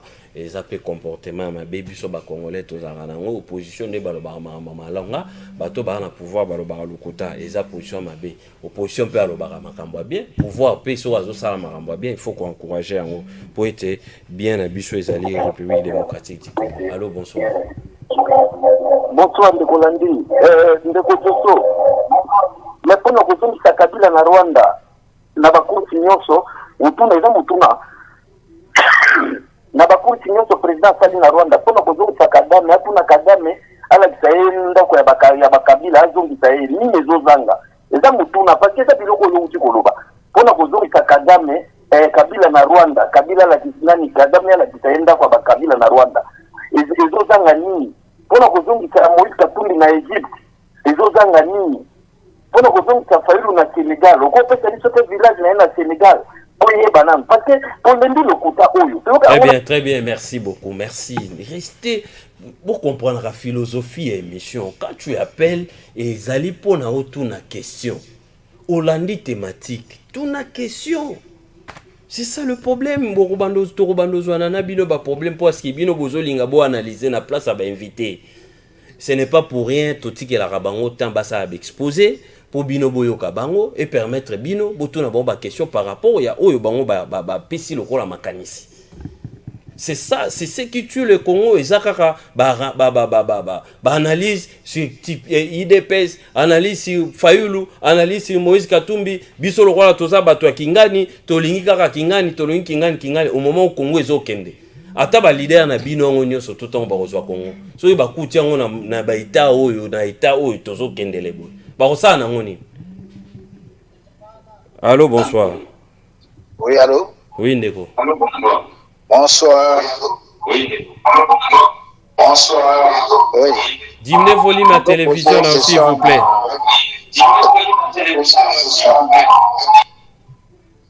Très bien. Soko bengi biso diminuez volume à télévision, s'éloigner mamuke na etando ike na yo diminuez volume toujours des appels pour nous clôturer toujours réaction pour tout chiter na programme na biso ya pourquoi le bozali est belé encore une fois nazo témoigner bolingo bozo la émission dénonçons mais to bakisa lisusu bolingo amboka yango nde mutu fwele kaka. Allô, bonsoir. Bonjour. Oui, Ndeko. Bonsoir. Oui, Ndeko, tozoka. Nalobi boya. Très bien. Ndeko o alati munyere wana. Oui. Ce qui est na plateau expliquer ba makambo eza vrai pour congolais azomona makambo nyonso ezoleka na mboka. Ce qui est na plateau kono komo lo biloba loba toza na posa na bino na plateau na ele. Pour lo makambo ndeo eza tina o mboka ezotambola nango. Très bien. Merci beaucoup. 089 73 88 067 089 73 vous allez belé en ligne bokolanda biso de partout on a pesi bino mbote esengeli na motonio surtout azolanda émission dénonçons azalaka concentré on a le barasimba biki na fei na yo et permettre yo ozala na temps ya kotuna question ole ozala na temps ya ko conseiller ba inviter na biso bango bayelaka biso matière soki baye na matière yo komi ndeke permettre yo otuna mutuna en direct. Allô, bonsoir.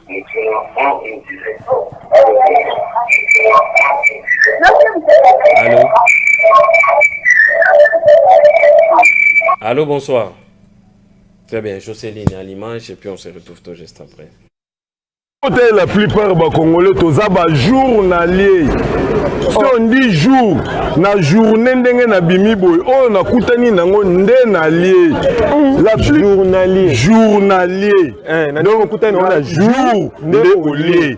Jour nalier. Na bimi na journée nalier. Très bien, des retours sur ces plateaux. Merci beaucoup. Coup de chapeau, Nabaïnio Soto, Bazo participer chaque soir en direct. Il y a émission Nabiso dénonçant la PCB Mbote. Mbote, Nayo, le gouverneur, monsieur le gouverneur de la ville, monsieur Jean-Tini Mbakango Bila. Na PCB Mbote gouverneur. Na plateau, na ebisa kiyoke. Depuis otondisa ki stade de martyrs. Et tondaki, ba stade municipal Nyo Soto, et tondite. Ya Lemba etondite, Tumba etondite, ya na Saint-Irita etondakite. Na ebisaki oke yel ça ne va pas. ACP wana makambo ko tambola te yoka kingaite. Nga nazali conseiller na bénévole. Ba longoli yawa autorité morale, ba memiyo na matadi zéro. Yel ça ne va pas na ACP. Eza koki moro vide. Comment imaginez-vous monsieur le gouverneur au sali plein stade mais ba stade municipal nyo soto awa okokite oketi na province mususu zéro benganga conseil bénévole na futa marata nga na futa marate nazara pe exigeante na ebisayo ce qu'il faut faire na kati ya ACP. Très bien, on continue. Ça c'était le message on a conseillé ba nyo so ba ebi ke gouverneur akene matadi zéro sensibilisation, rien, ACP et l'oroté. Moi, Mboka, Papi Djosso, toute la population, réaction rapidement. Merci beaucoup, Naozala, très rapide. Je pense que Nakangi, question, il y a téléspectateurs, na bisonyo son appel si binombo TP, merci, Obalinginga, na Obalinginga, te bisonyo sotoza Congolais. Na ebi que to l'équibino na mayele te metango to yaka awa na télévision, c'est que bisonde tozuli baku ya koya pona to étaler pe moi petite intelligence tozali na yango na banana na bosoto ya pasteur. Je réitère mes propos. Pasteur oyazali en face nanga, je ne crois pas que azata na capacité ya Saint-Esprit ya kobimisa ta Thompson oyo mutomboka lombo ya 8e ri ya bimisaki. Je ne crois pas. Ozana ngote. Olobi ngana zolo ba makambo ya se ya nzete. Oui. Se ya nzete tokotaka parce que dictature ya Kabila bandaki ko permettre biso totelega na etandoike lokola Tshisekedi a permettre yo lelo oleka oloba. C'est comme ça que toleka ki na se anzete pour toper sa message de bouche à l'oreille. Lokuta mususu lobby non prière ya président de la République nzambe ya noli yangote. Mais vous vous trompez mon cher ami. Voilà ce que j'ai dit que bato bazo bomamboka bazaka ba pasteur. Sonika futa akondima kankenza te, kankenza akondima mutombo te, mutombo akondima mukuna te. Mais c'est ça le problème. Le président de la République remet le pays entre le main des dieux. Yo le biki non, le sambouane. Mais yo to mona ta mukuna bimisa Thompson na libugu. Yo so bimisa ni. Et le côté. Donc ça c'est et ça ba débat ya baka niveau. Olobi Félix Tshisekedi a payé passeport na Moïse Katumbi. Oui. Il faut que tant on a zolo balikambo ya ba infiltré. Na tozaka na catégorie ya ba Congolais. Nous avons le Congolais d'origine. S'il vous plaît. Et il faut respecter le téléspectateur. Tu dois d'abord répondre à ma question à ma téléspectateur. Voilà. Question ya ba téléspectateur. Alobi natanga kombo ya papa ya Fayulu.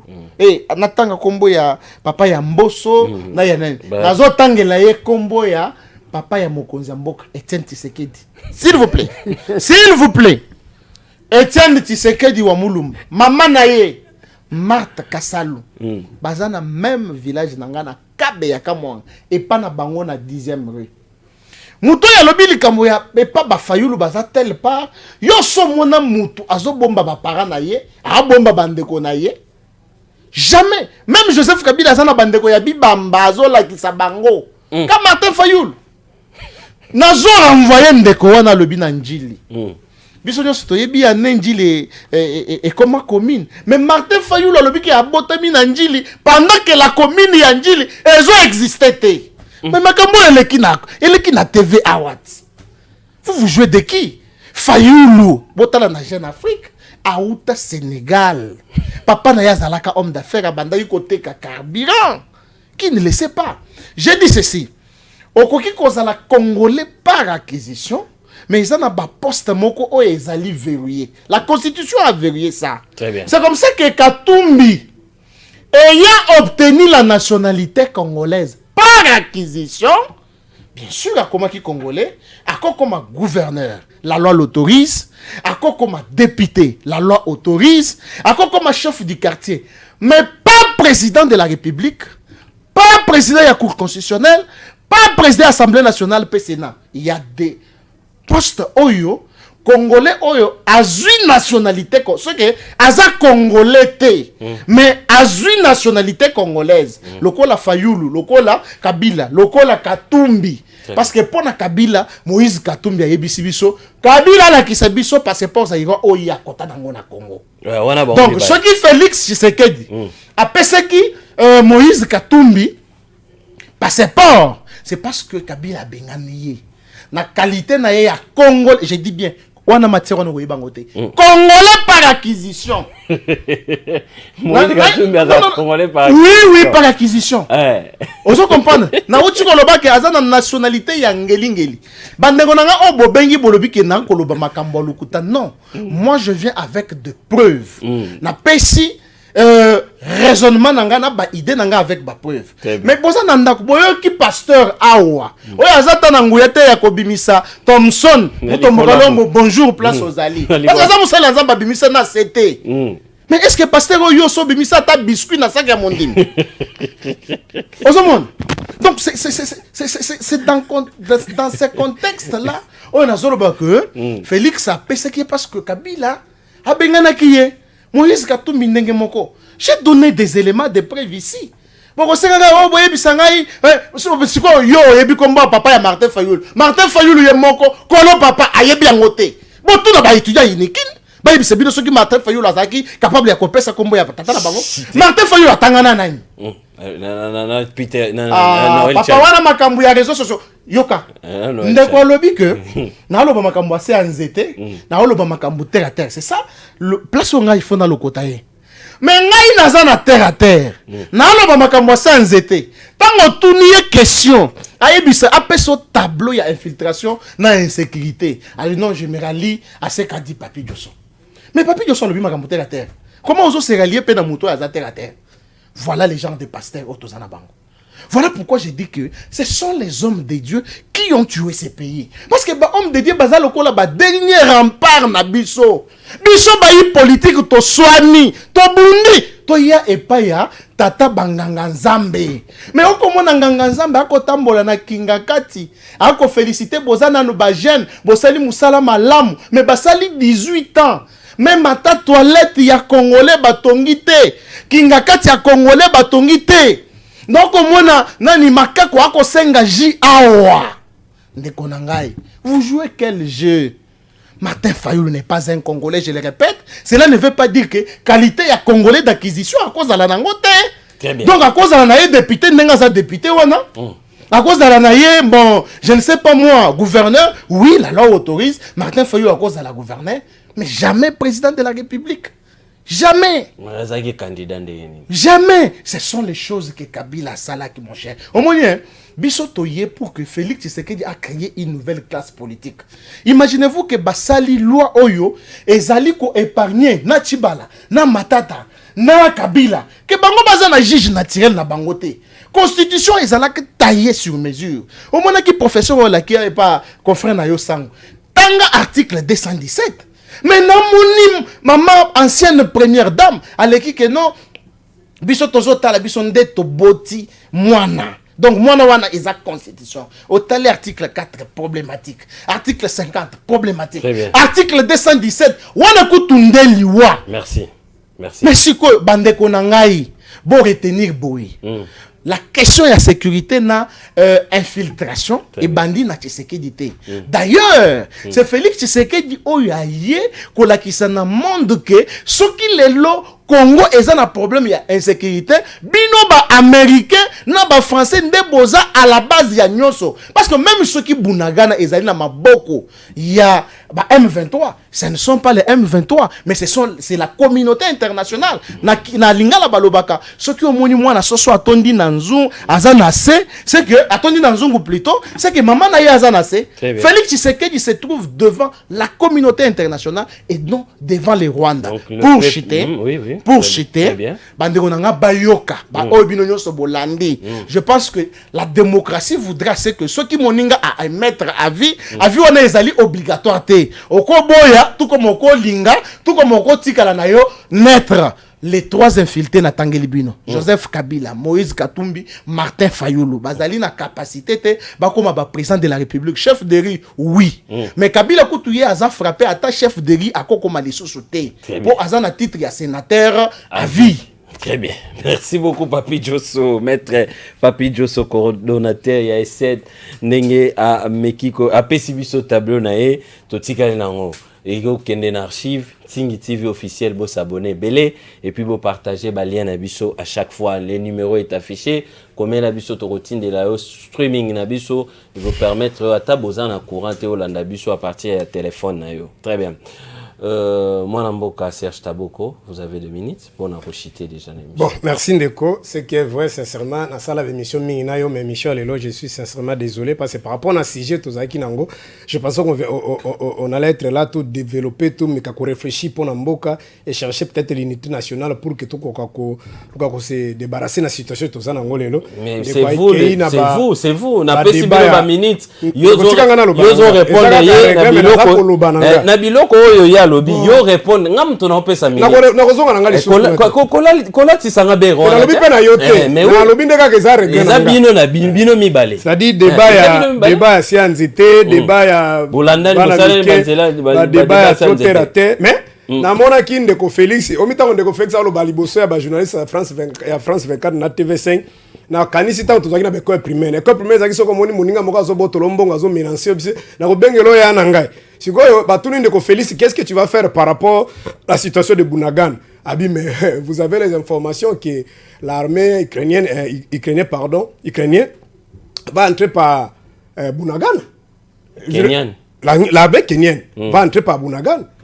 Je laisse mais cela voudrait dire quoi? Mais vous avez déjà la solution. C'est-à-dire en d'autres termes, ndeko Félix angalo baké, so ki ka armée ne kote ko le ka par Bunagana, ba ko frapper. Mais il y a un autre qui a habité dans le Sambela, bisoto bundakate. Oyogi déjà chef d'état-major général Wana chargé des opérations à Lobino. Bango ba créer des zones tampons. Bango makamba ende pour ba réconcilier M23 na ça dit ndeko Félix tableau na za kinango et ça peut aussi être des stratégies hein. Donc ils allaient pas ces assons ni pena mawa, ça peut pas se dire comme ça.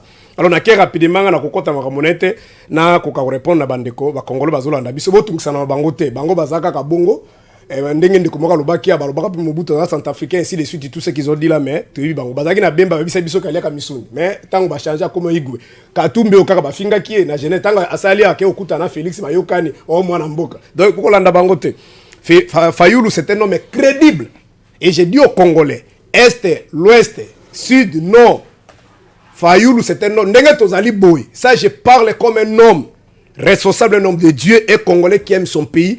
Nous avons que des hommes.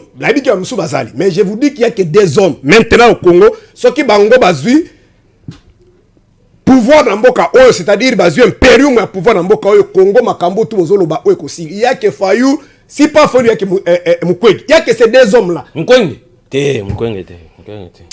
Tikangai na ebisi ba Congolais bongo. Alors il y a que c'est donc le reste là ce sont des coopérants beaucoup compter na bangote c'est un homme crédible. Alors nakei rapidement elo comme susu ndeko lobby mais na lobby ndeko sala ki Athénas va changement tant on a baki que non na meki ko appuyer une partie makambo yo lobaki c'est pas que c'est ozongeli ndenge infiltration salemaki na mboka na koki ko ya ko constate que infiltration bandi na Félix mais ndeko Félix ayebi yango tango bazo beta bato makofi bango na roketu na poto kuna tuna cheo kitundu tuna papa kengo ba organiser ba milice kuna ba combattre bo beta bato makofi ti parce que bo bandeko makambo ba ya nani ya Barwanda boketo sala kutunzembo mabeleli sa sala nzembo yo obi ke Félix ndeko bisala na monde entier Mais tous les Congolais savaient que nous sommes agressés par des Rwandais. On l'a tant au rapport ma ping. Et bimi tant Félix a combien de pouvoir? Pour votre information, c'est depuis 2003. Mais vous aurez répondu à la question, Nazo profité pour répondre à tout comme ça peine pour ça le bien Congolais ba yibima kambodo. Et donc comme dans lima que tant Athénas c'est ça qui c'est lobby non so que zaki rema Athénas, bon pas bon changer. Mais bino ko ko lela. Oh ibisi na monde entier. Bon so ibisi na monde entier de lobby. Et donc comme susu ndeko moka lobby na nga lobby.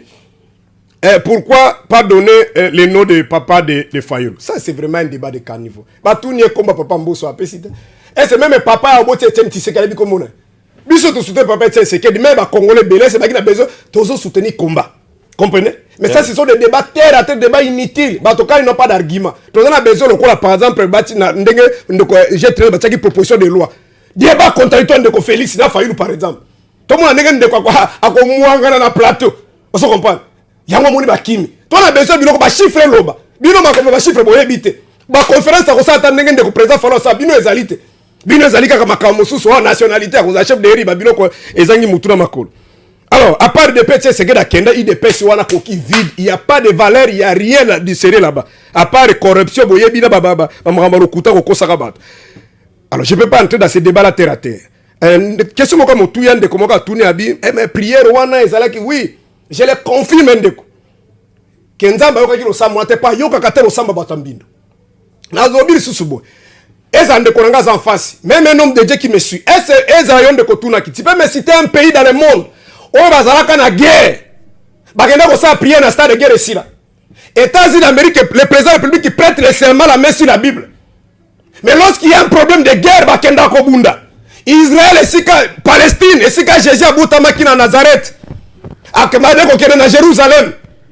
Ceux qui basent la guerre, batinda ka peuple na stade d'été, bagenda ko bunda.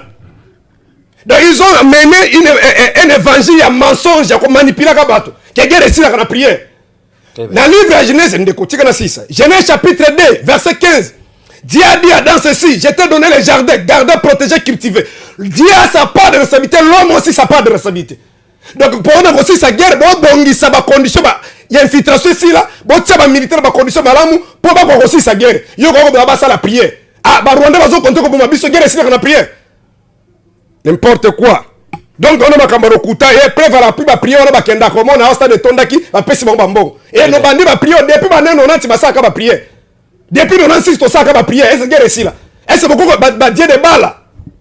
Bah, ils sont incapables de ça. Moto benga bango que papa organiser l'armée, payer les militaires, bango bité surtout ça prier guerre aussi. Des complices. Peuple ba retenir ni. Na pourquoi lelo.